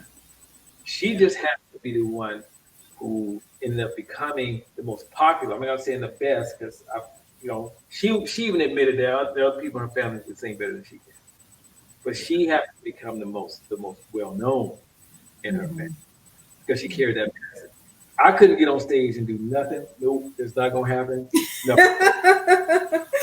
Mhm. I'll sound like William Hung from the first season of American. Bang, she bang. Let me bring in Ordain's question. He asks, wasn't religion created as rituals to connect you to your spiritual self, not referring to the external use of today? Sure. Yeah, but the question was, wasn't religion created as rituals to connect to your spiritual self? I don't, I don't have the answer to that question, and I Mm-hmm. say that because traditional systems predate religion Predates. Yeah. by tens of thousands of years. Mm-hmm. And some people say it was created to control. Some people say it's created for many things. I don't have the answer to that question. I know that there was something there that actually worked. And when you really get into a viable traditional system, it has every you'll see so many things that are in, for example, the Bible or within Judeo-Christian based religions is there already. But no one has to tell you that is there. No one has to tell you not to steal. It's just you just know. It's a knowing you have once you get there, and Mm-hmm. once you become connected on a very very high level spiritually. You just know. You're not even interested in stealing. It's not even an interest that's there. You're not Right. interested in doing anything to anyone that's unfavorable. You just don't have an interest to do that. Mm-hmm. That's been my personal experience. So Mm-hmm. I don't have the answer to that question. That's a really good question. I like that question. Really do, Yeah. but I don't have the So, answer. you know what? I think I want to go back to the point that you made before concerning there's a difference between having the academic knowledge or the intelligence of certain things and moving according to purpose. And you said, a lot of times healers are, you can see it coming up the line where that is concerned. What would you say is let me explain the question a little bit clearer. Hmm. There are a lot of push right now. There's a lot of push towards, you know, herbal remedies and things like that. What would you say is the distinction between remedies that are created by persons who have the knowledge in terms of, the academics of it versus persons who are performing their particular purpose, they're divinely driven and that type of thing. I ask that because, of course, you know what I do. Yes. You know what I mean? And so I just always know there's a difference, but I'm unable to really explain the difference because it almost feels as if I'm biased. You know what I mean? It could be the same combination of herbs or that type of thing, but there is a difference. What would you say is the difference? So the primary difference is what happens when you go into nature. What is your experience of nature?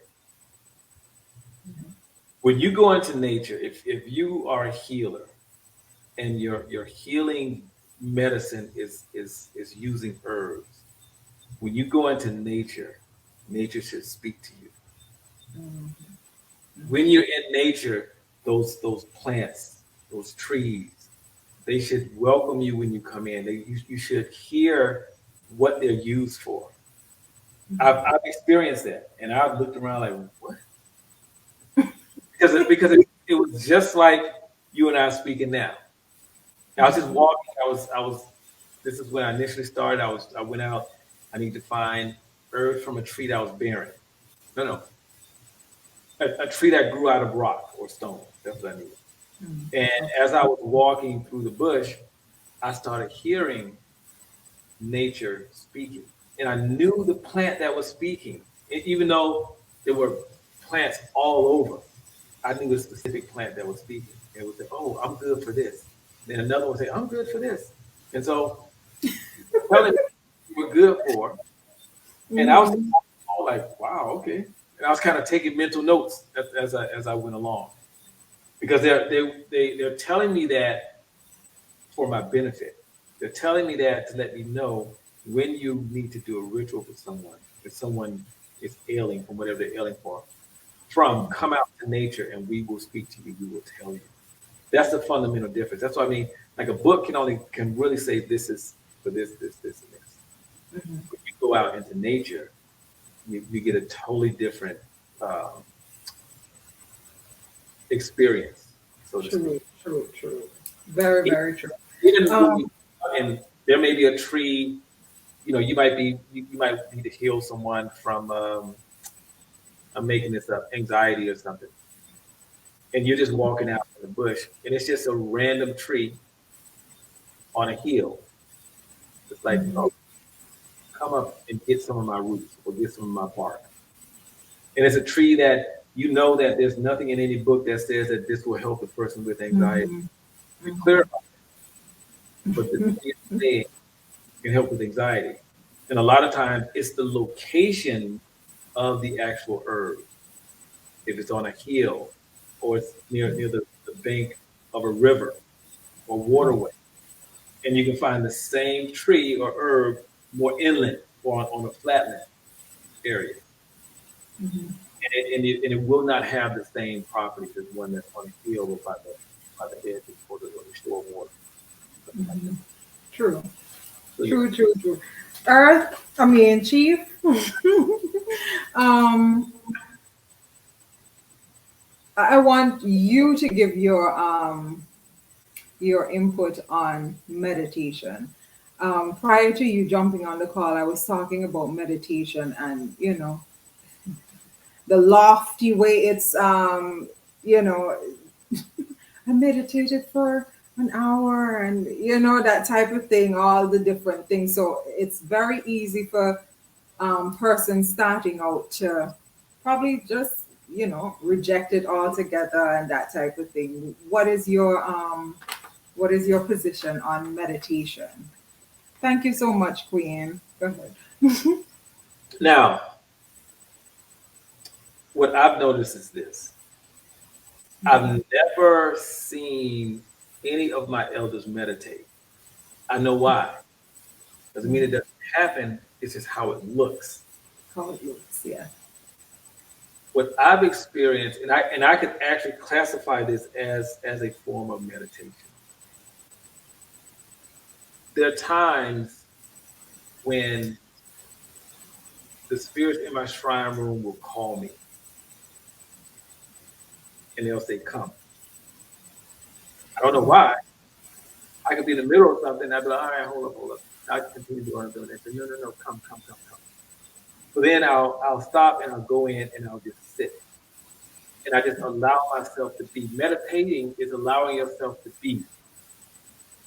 It's not necessarily in an order to, or in Yeah. order to clear my mind, in order to do something. It's just going into a state of being. Mm-hmm. Go into my trial room and I'll just sit and just be. And then I will hear, oh, light the candle, light an incense, spit some cola nut. And I'll just go just kind of do that and spit cola nut. And then I'll just there's a calmness that will come over me. And then I just start getting a bunch of information about stuff. And there are times where I will go, for example, at 3 p.m. and next thing you know it's 6 p.m. But it occurs to me as though it's 3:10 Mm-hmm. because I'm actually in this state and I'm fully conscious, I'm fully aware of what's going on. So I'm not zoned out or anything like that. Mm-hmm. But I will tend to occur as though it is stopped. Mm-hmm. I'm allowing myself just to be.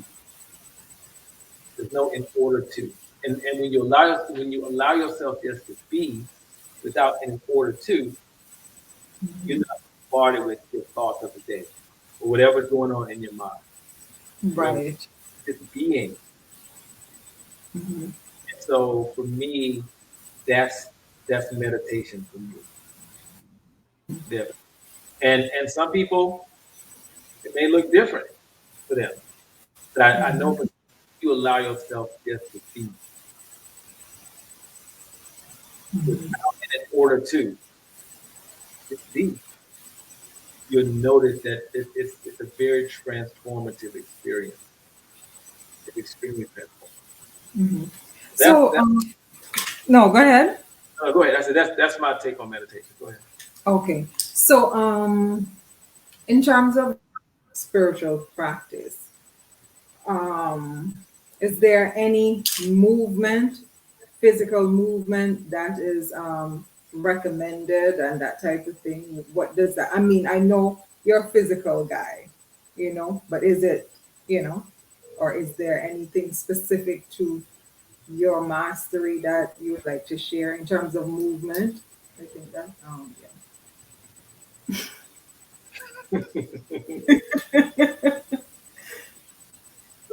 So I want to think about it before I answer the question. No, Mhm. I can't think of any special movements Okay. at all. Um,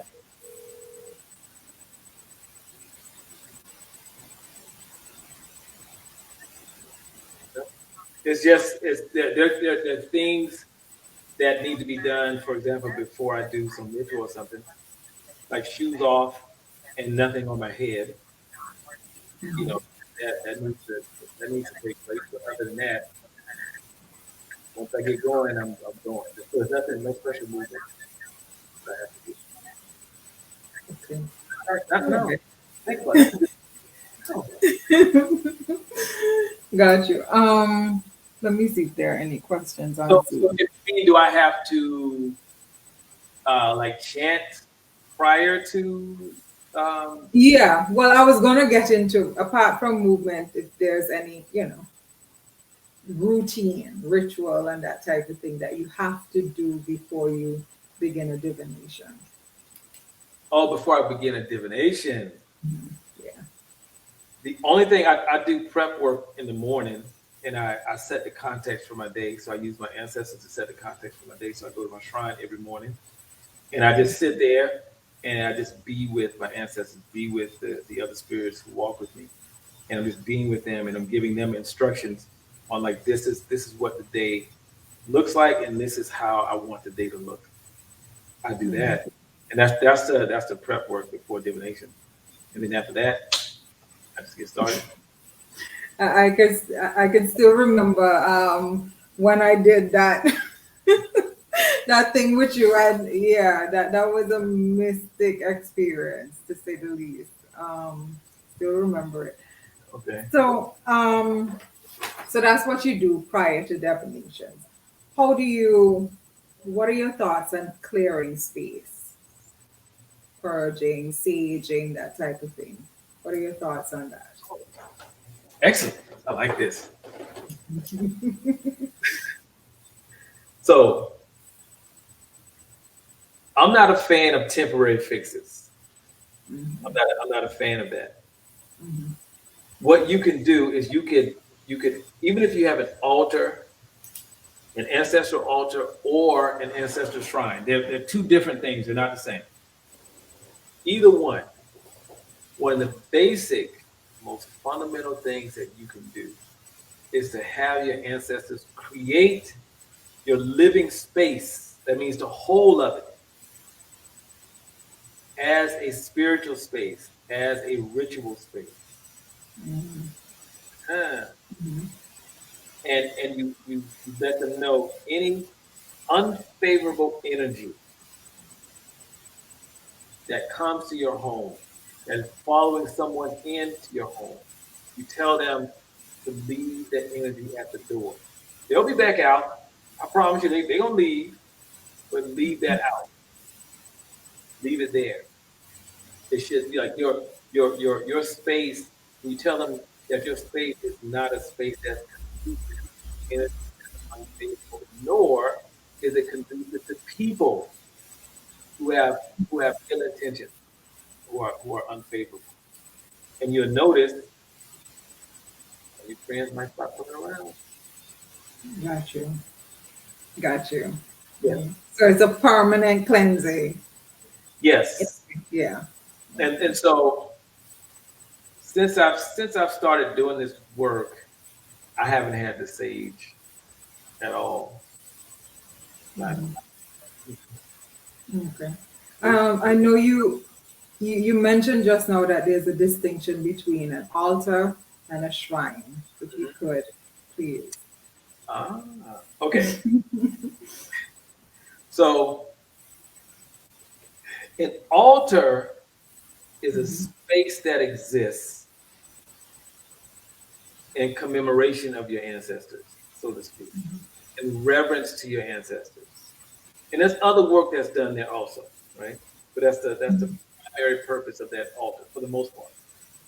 A shrine is actually a portal. It's a communication device. It's a tool that has been consecrated via ritual in order to Mhm. be like a home base for your ancestors, Mhm. a portal between this world and the other world. Because there's a Oh, difference sitting at your shrine. It doesn't mean you don't have access to your ancestors outside of your shrine. You do. When you're sitting there, you can feel the power and the connection is just greater. It's much, much greater.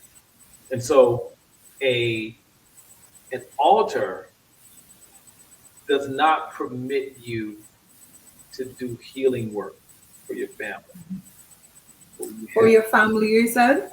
for your Say family, that? yeah. It doesn't permit you to do healing work on a high level for your family. When you have a shrine, there's healing work that you can actually do to help your family because it is a spiritual tool itself Mhm. that allows So you. when just to clarify, when you said for your family, is Yes. there a difference then that your altar can be used to do healing work for others, but just not family? Just to No, be clear. well, people attempt to do that, but I always tell them that it's a reason why it's called like an ancestral shrine or ancestral altar because it's Mhm. actually specifically for your family. Traditionally, every family had a shrine for Okay. that family, and Mhm. there was a keeper of that shrine in the family. Mhm. And whenever you had issues, you would go to the person who was the keeper of that shrine, and you would say, "Uncle, this is what I'm dealing with." And they will consult with your ancestors, and then they will say, okay, bring me 4 candles, some incense, cola nut, and some ash and milk.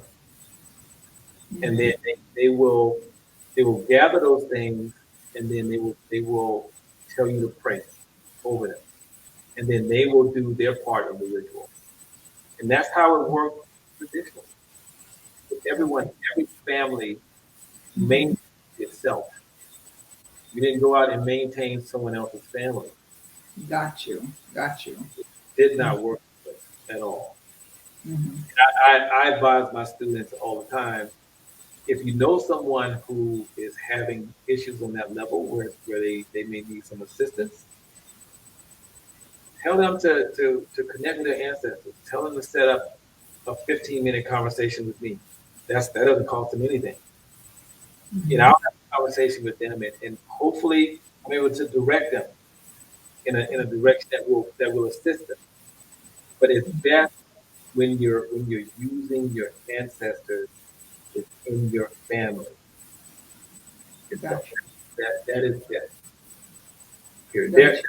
something that you can do, and I do teach that you can actually have your ancestors go out and bring forth someone else's ancestors, and you get those ancestors directed to go out, Got you.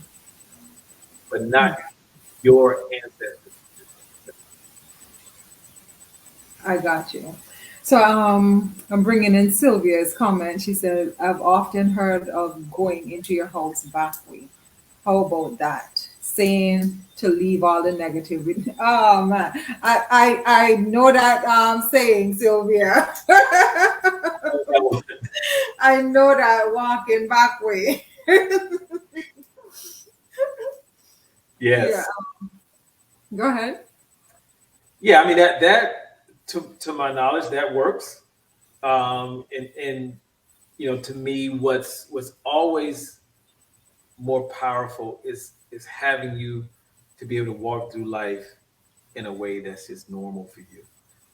So when you walk into your home, you know that all this negative energy that you may have picked up and it's following you, it literally stops at your porch. Like, oh, that's not a good place for us. That's not safe. That's not safe. It stays out and doesn't come in with you. And is there any? I know you mentioned how, in terms of purging and building that barrier, where you create a safe space in your house. Is there any other way that we could do that?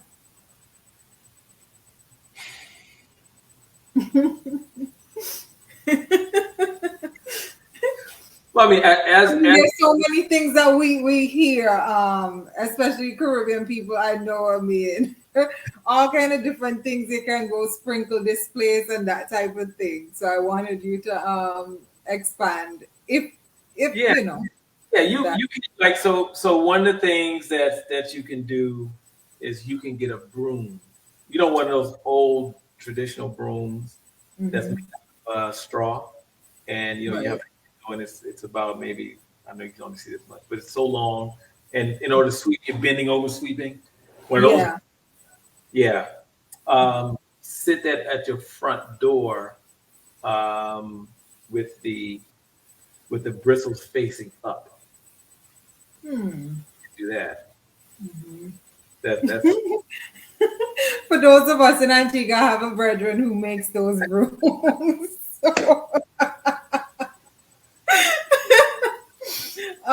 So yeah, hit me up if you need his information. But he does the short straw broom still.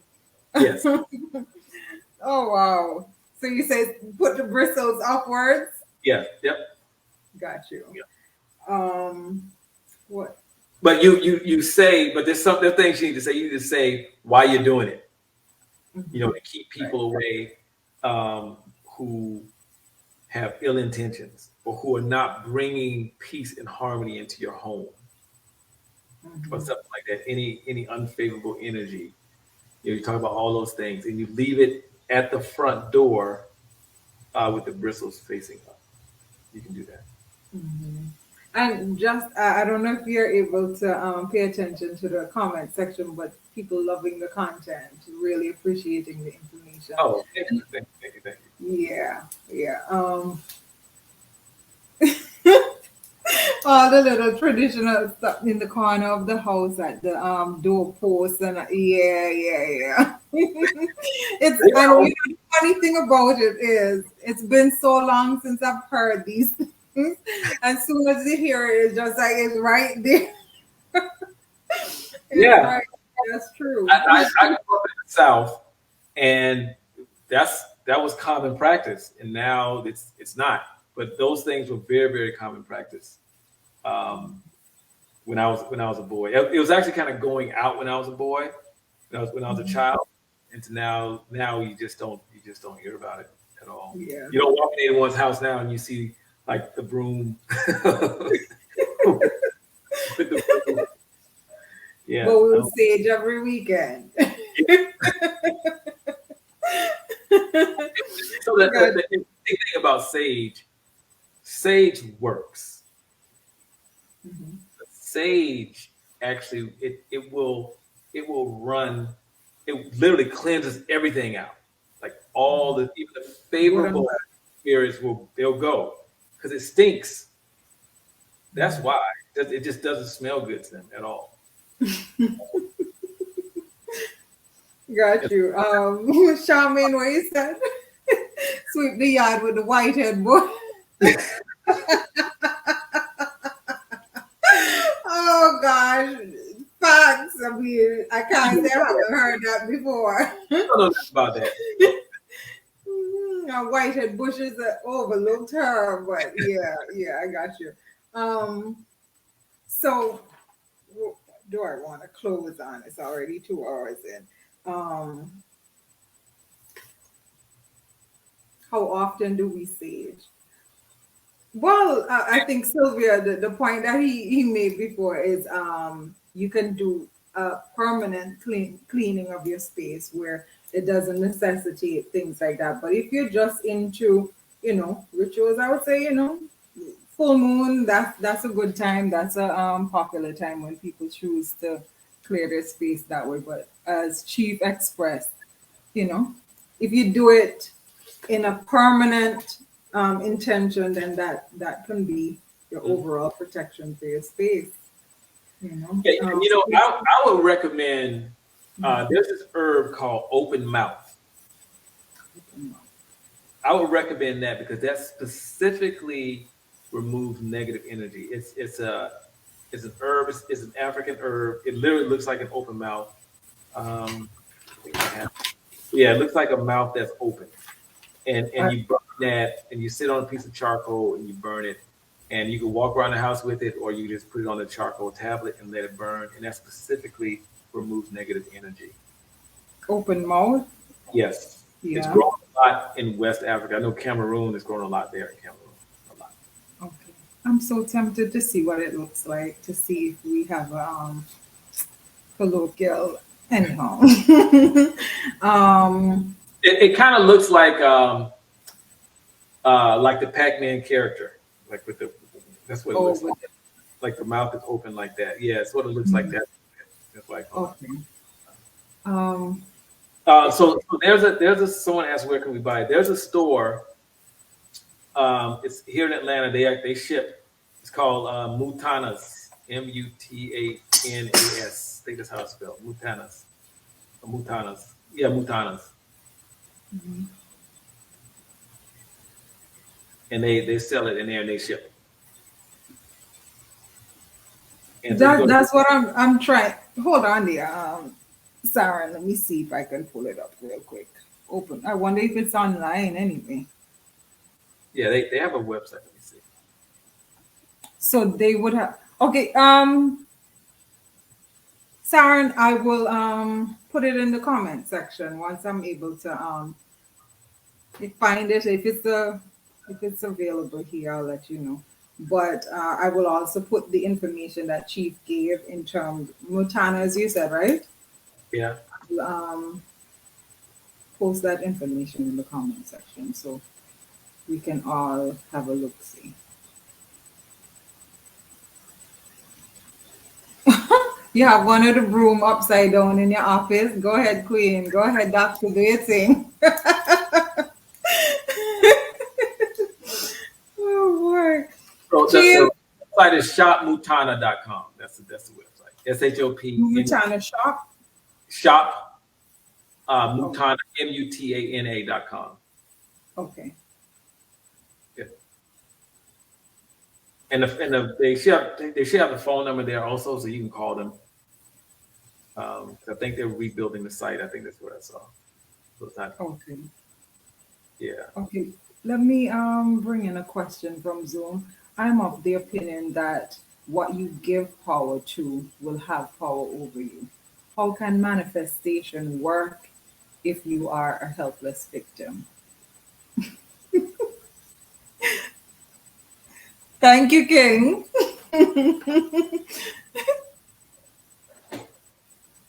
Thank you, Sonia. Thank Lasagna. Thank you for posting the website for us. Thank you. Sergeant, peace and blessings, Kekoa. Welcome. Go ahead. That's a really good statement. What you give power to has power over you is semi correct. And I say that because there are people who will say, oh, that traditional stuff doesn't work. If I don't believe in it, then it doesn't work. And I sit there and people will come to me who don't believe in it. They've been referred and like someone has stolen their man because somebody charmed them using traditional stuff and they didn't believe in it at all, but the person is gone. And so it's about how you protect yourself. Protection is really the order of the day. You know, and it's that way of thinking does apply. That's why I say it's semi-correct. It applies in many ways, but in certain ways, it does not apply at all. And from a traditional perspective, I've seen people who are being ridden by bad spirits and they are just as Christian as can be. They don't believe in none of that stuff. And they'll come and I'll say, oh, this person did, oh, I knew she, blah, blah, blah. They know, Mhm. but they don't Yeah. believe in it at all. Mhm.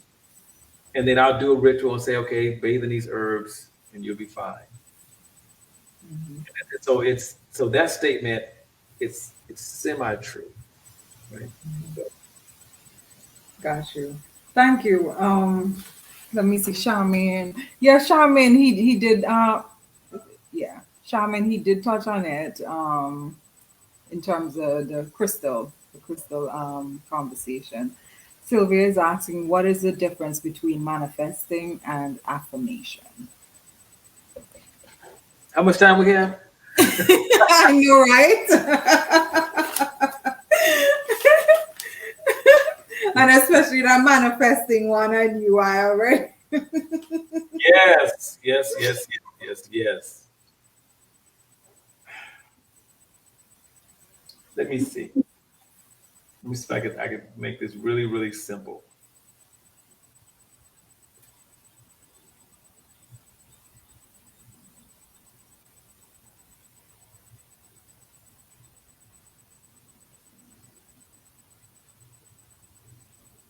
To affirm something generally is something that in most instances is quantifiable. It's there. You're affirming this thing. Mhm.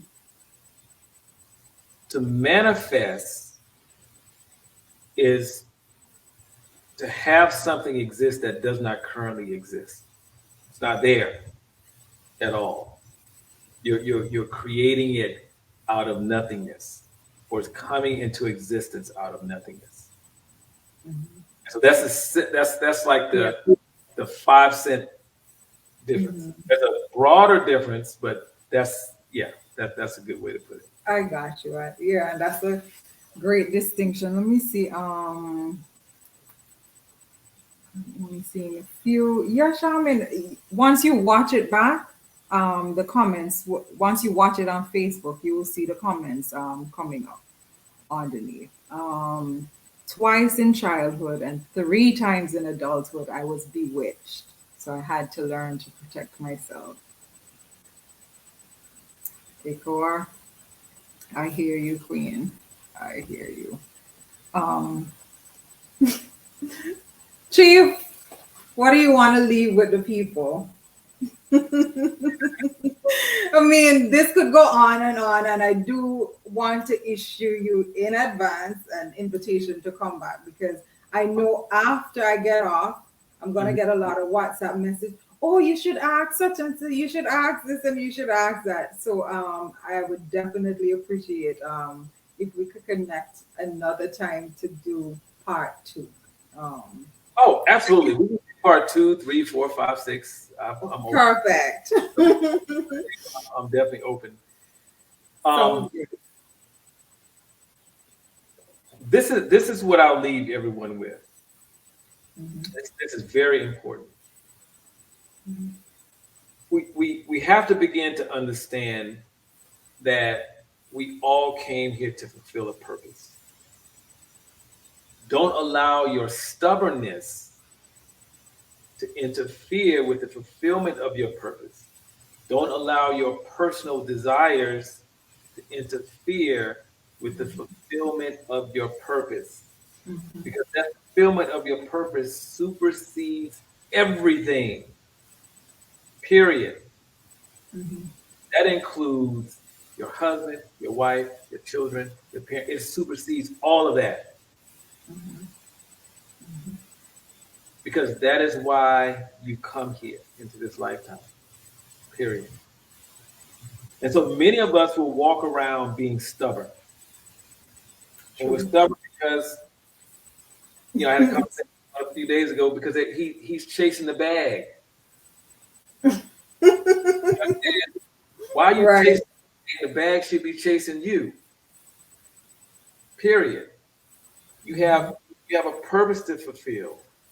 The moment you begin to fulfill that purpose, everything that you need will be there, including the mhm, bag when you do that. mhm. And the more we say no, many times the more it's going to take for us to say yes. And I explained earlier what it took for me to say yes. Right. Yeah. I don't want anyone to have to experience what I experienced. I do not want that to happen to anyone at all. Mhm, So be a yes, because this is something that one of my elders said. He said, when you refuse to do what you agreed to do in this lifetime, when you refuse to fulfill your purpose, you serve no purpose. yes. And maybe that there may come a time when your ancestors call you home because you're a no. Because some of us have to understand, and this is what I had to be responsible for. And this is what many of you have to be responsible for. When you come into this lifetime to impact community in a certain way, there are people who need to hear the words that you've been holding, the words that are in you to speak, Mhm, to receive your healing, whatever that is. The way to mhm, receive medicine. It's a better way to put that. And the longer you wait, you have to be responsible for the people who will perish waiting for you. mhm, You have to be responsible for that. And you have to be responsible for being not being able to heal them, which caused them to perish. They're waiting for you.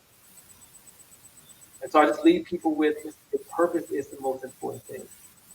Fulfill your purpose. Ask your ancestors, what is my purpose? To show me your purpose. 9 times out of 10, they're not going to show you the whole thing. Because I tell people all the time, if I knew what it would take me to get here, I would have remained a no. But nah, I'm good. I am good. And so they may mhm, not show you the full picture, but they will definitely begin to lead you on that path. And just be mhm, receptive to whatever it is, because what they will do, I'll say this and I'll end. What the ancestors will do is they will remove everything from your life that does not serve the fulfillment of your purpose, meaning things that are a distraction. Sometimes it's people, sometimes it may be a job, sometimes it's some activity that you enjoy. All those things are a distraction from you being the fullness of who you came into this life as to be. So I'll leave you with that. Thank you. You're welcome. Chief, that one hit. That one hit hard. That one hit hard, and I see it in the comment section as well. Get out of here. Who give you that message to give me? Some of us are like actors in a play who are like the fill-ins, so to speak, just in the background as it relates to the bigger picture. We are all at different stages along life's journey. I don't believe everyone has a profound purpose to fulfill. Some of us are more so taking baby steps along our path in our current stage of evolution, so to speak. Um, I will say this. Everyone's The reason I say everyone's purpose is profound because without you fulfilling your purpose, I can't fulfill mine. Regardless there of we how great you may Yeah. just be or not. Hmm. Everyone's purpose sits here. If Yeah. there, for example, if Malidoma Somé had not fulfilled his purpose, where would I be? Hmm. Because he's the first person to see the nature of who I am. Period. Right. Right. So Where there's would a lot that hinges on you doing whatever it is. Yeah, I correct, get. correct. Um, It's scary. but Yeah, it can be scary. Chief, clearly you can't leave yet because questions coming in now. You got me. I'm fine. I'm fine. Whatever. um, Still Tia to this. asks, Go. I'm what sorry. should I repeat? Huh? No, Sorry, no. go Go ahead. ahead. No, you go. You go. Okay. What should I repeat to my ancestors to find out my purpose? Oh, this. I'm gonna give you some language. Mhm. So go get a bowl. If you don't have a current method to communicate with your ancestors, go and get a bowl. A bowl made out of natural material. Don't go get a bowl that you've eaten cereal out of or porridge or whatever. Don't get that one because energy in that bowl doesn't work within the context of ritual. Okay, there's different energy that you put into that bowl. Get a new bowl or bowl that you currently use for spiritual work. Either one is fine. Make sure it's made of natural material, category calabash, wooden bowl, clay, whatever, any natural material.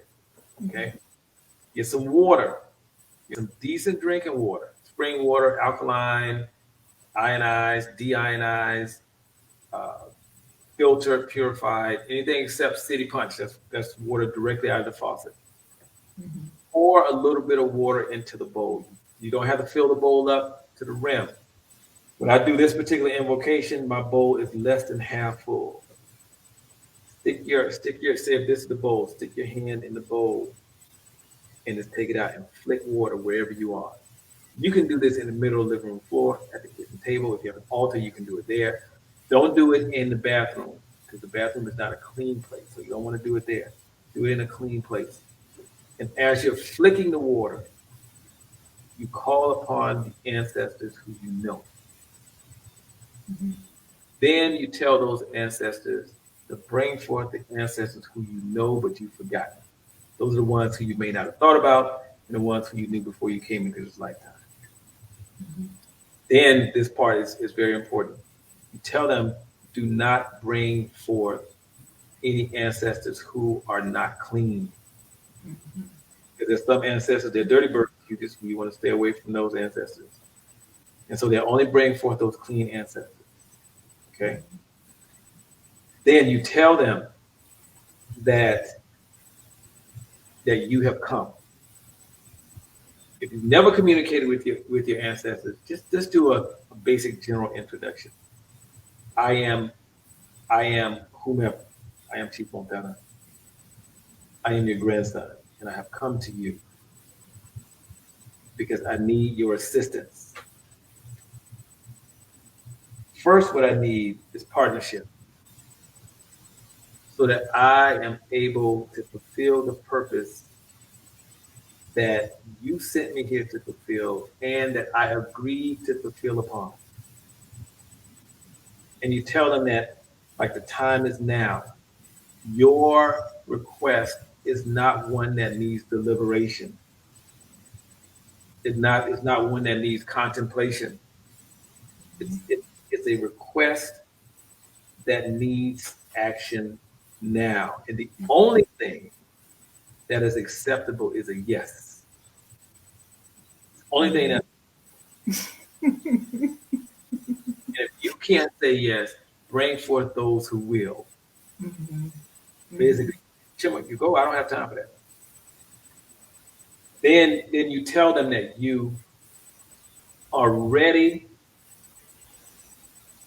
to listen to and adhere to the directive and the messages that they're giving you in regards to the fulfillment of your purpose. You're ready to stop being stubborn. You're ready to stop being afraid.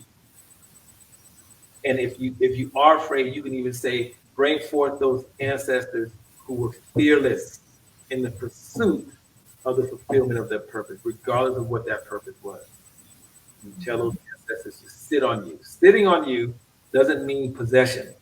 It means encapsulation. So you encapsulate it with fearlessness is what happens, Mhm. so that you're able to fulfill your purpose. And that it's a basic, really, really simple invocation. And that's it. You can say Ashe after that. You can say Isa. Either one is fine, or you can just not say nothing and end it right there. And just stop flicking the water. Because the entire time you're speaking, you're flicking water the entire time. And just do that and watch. I did that. Woof, and I don't think it took a week. And I was like, whoa, time out. Whoa, whoa, whoa. This time out. This is not, no, wait a minute. But by that time, I was present. I was semi joking when I said that, but I obligated myself to that. And so next thing you know, I'm actually, it felt like I was flying by the seat of my pants. But it was so exhilarating to finally being in a space where I'm being used by my medicine. That's the most exciting feeling when you're being by your medicine. Mhm. And the only reason we will be afraid is because we've been trained to ignore our nature and Mhm. always operate out of our nurturing. We've been nurtured to think a certain way. We've been nurtured to be something. And 9 times out of 10, that nurturing has nothing to do with our nature, who we came into this world as. That is so Mhm. vital, vital, vital, vital, vital, vital. Mhm. Many of you who are healers, you will begin to understand why this is this is what I'm gonna say is, I call it the curse of being a healer, but it's not really a curse. It's that you'll understand why once you get that you're a healer, you jump from one relationship to the next. They don't work to the next, the next, the next, the next. You'll be clear as to why that happens. Because as Mhm. a healer, you have a star of attraction, and your star of attraction attracts people to you. You're very attractive to people, Mhm. True. and someone may come who you're actually attracted to, and we will confuse healing with romance. And the unfortunate piece is that as a healer, once you have once when you're in a romantic relationship with someone, if that person is not a match for who you are, if that person can't hold your medicine. Once you've given that person what they need, unfortunately, you are of no use to them, and the relationship will dissolve. And you're Mhm. left sitting there like,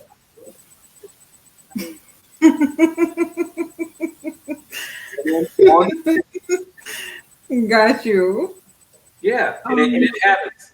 And we will blame the opposite sex, we'll blame this, we'll blame that. No, it's you. You just haven't recognized, no one has actually recognized who you really are and why these people come into your life.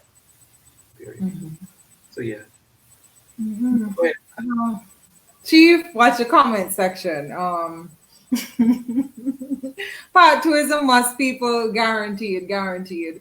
Um, Charmaine says that she's afraid. Wait, there was a comment before that. Let me see what she said. She said, I'm not ready, but I feel my ancestors coming after me. Hmm. I'm going to tell you, It's a it rough one. ready or not. I promise you, it does not matter. They are going to ride you like a rented mule. So the best thing to do, just from personal experience, is to say, all right, all right, all right. Okay, what am I supposed to be doing? And just do it. And just do it. Because you're probably afraid of looking weird or being weird. Because your nature does not fit into the cultural context that we live in. It just doesn't. There's no there's no language Yeah. to accommodate your nature in this cultural context. This is not there at Mhm. all. So that's a lot of times that's where the fear comes from. Because you can't see Mhm. do this, I'm gonna look weird. People gonna think I'm crazy because there's no Oh, language to accommodate that. I'm sorry, go ahead. mhm. I'm following up with her second question. She asks, "Can your purpose irritate others?"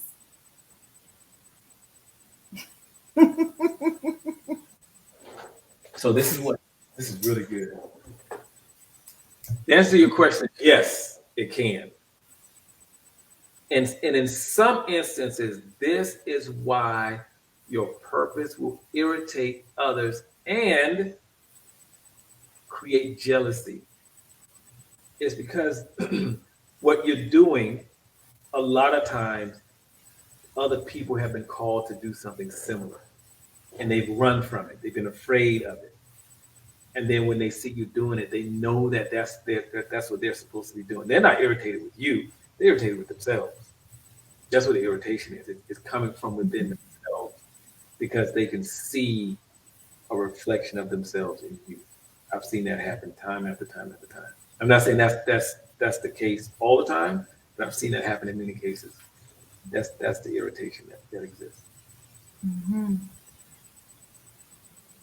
Man. Ah, Chief, Yes. you spoke to the people in there. You spoke to the people, man. Um, Yes. mhm. You spoke to me directly. Yeah. You will have to surrender. Yeah. Yeah, the surrender. Yeah, like Ferguson says, you're going to have to surrender eventually. Yeah.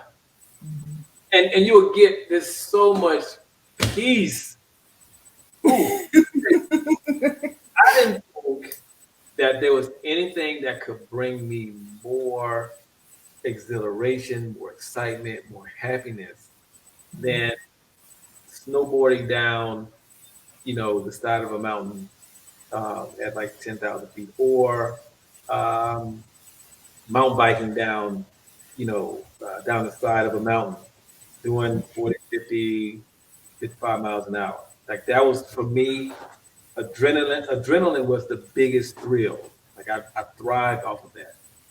And I was like, man, I will do this until I check out of here. Like that was my way of thinking.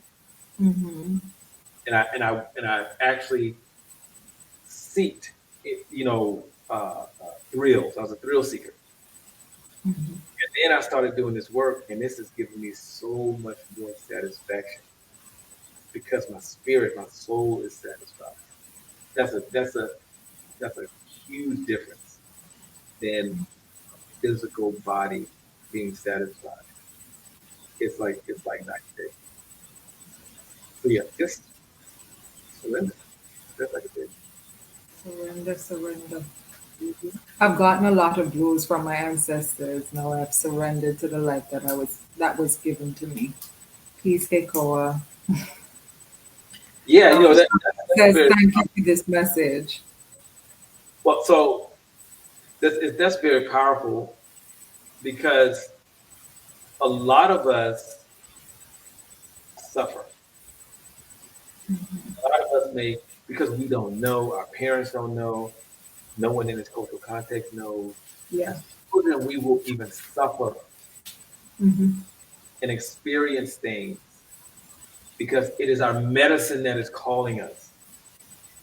Someone, you may have a child who was sickly, and all the doctors will say, "Oh, we don't know what's wrong." They'll grow out of it Mm-hmm. from joints aching.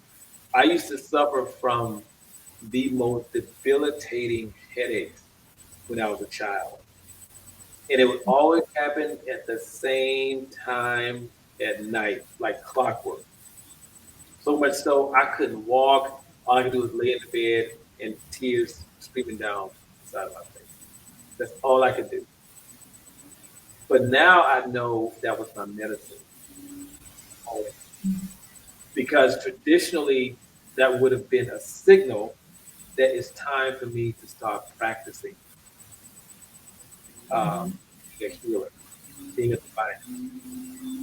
That would have called to me and said, "Well, that's time." And my parents would have known that it's time. But all they knew Mm-hmm. was take me to see a doctor, see a specialist. That's all they Mm-hmm. knew. That was Right. it. So sometimes we suffer as a Mm-hmm. child. And since we don't have traditional initiations, we have to get initiated differently. Yeah. Sometimes it's not favorable at all. But initiation activates you. That's what it does. And sometimes we have to have life activate us, however that happens. So yeah. Mm-hmm. Chief, let me just double check Zoom. Okay.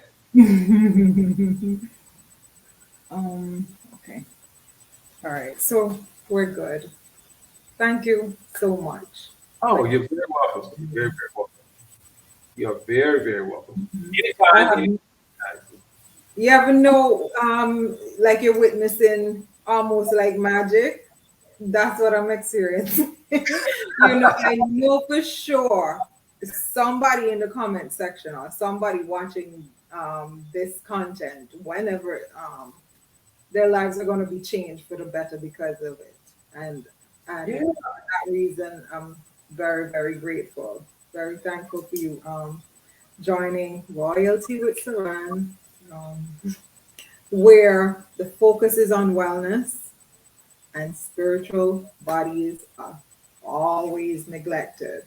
So Hmm. everything that you brought to the table today is something that I normally don't cover it, but I know the importance of fostering a healthy spiritual body. Um, Yeah. Thank you so, so much. Thank you so from top to bottom. I really, really do mean that. I enjoyed this conversation. I really did. Thank you, thank you, thank you. If y'all have any other questions, put them in quick, quick, quick. And if not, just pay attention to the page. I will post whenever he's available to come back again so that we can continue to talk. Because, like I said, we don't really have these conversations, and oftentimes spirituality is presented in a way that's so lofty and so airy that there's no direct connection. It's almost not feasible for a lot of us. And I think you have humanized it, simplified it in a way that's very, very needed, especially in these times. So thank you so, so much, Chief. Oh, you're very, very Much respect, much respect. Thank you, thank you, thank you, thank you for everybody who's on Zoom and on Facebook. Thank you so much for showing up, mhm. taking time out. For those in Antigua, y'all are sacrificing all the jamming and the fetting and stuff to be here with me discussing spirituality. It really does mean a lot to me. Thank you for participating and commenting and for sharing the information. Thank you, thank you. Please, if you know anybody who um, can benefit directly from the content, we will have it on our YouTube page. Please share the video if the person doesn't have Facebook. Please share, because it needs to be emanated. All right, yes, looking forward to the next one. This was indeed further confirmation. Thank you, Queen. Thank you. He sharpened us up today, ain't it? Thank you so much, Earth. Thank you, thank you, thank you. And again, before we go, please know Chief is 25% of Four Elements United. If you are not following their page on Facebook, please do so. Same on YouTube for Four Elements United. Okay, Earth, Wind, Fire. You all remember Fire and Wind from the previous shows with the Kings.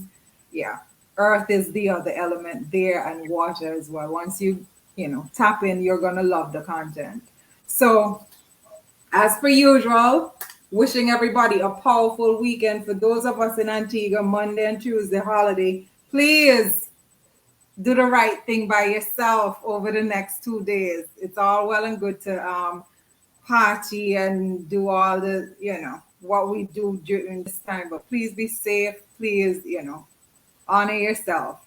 Peace and blessings, everybody. Have a powerful, powerful week. For those of us who are completing the detox, don't bother going cheat tonight, because tonight is day 14. We rise tomorrow, day 15, congratulating the fact that we did 14 days clean. Peace and blessings, Keisha. Yes, thank you, thank you, thank you. All right. Peace and blessings to you. Thank you, King. You're very welcome. You're very welcome. Goodbye. Bye. Good night.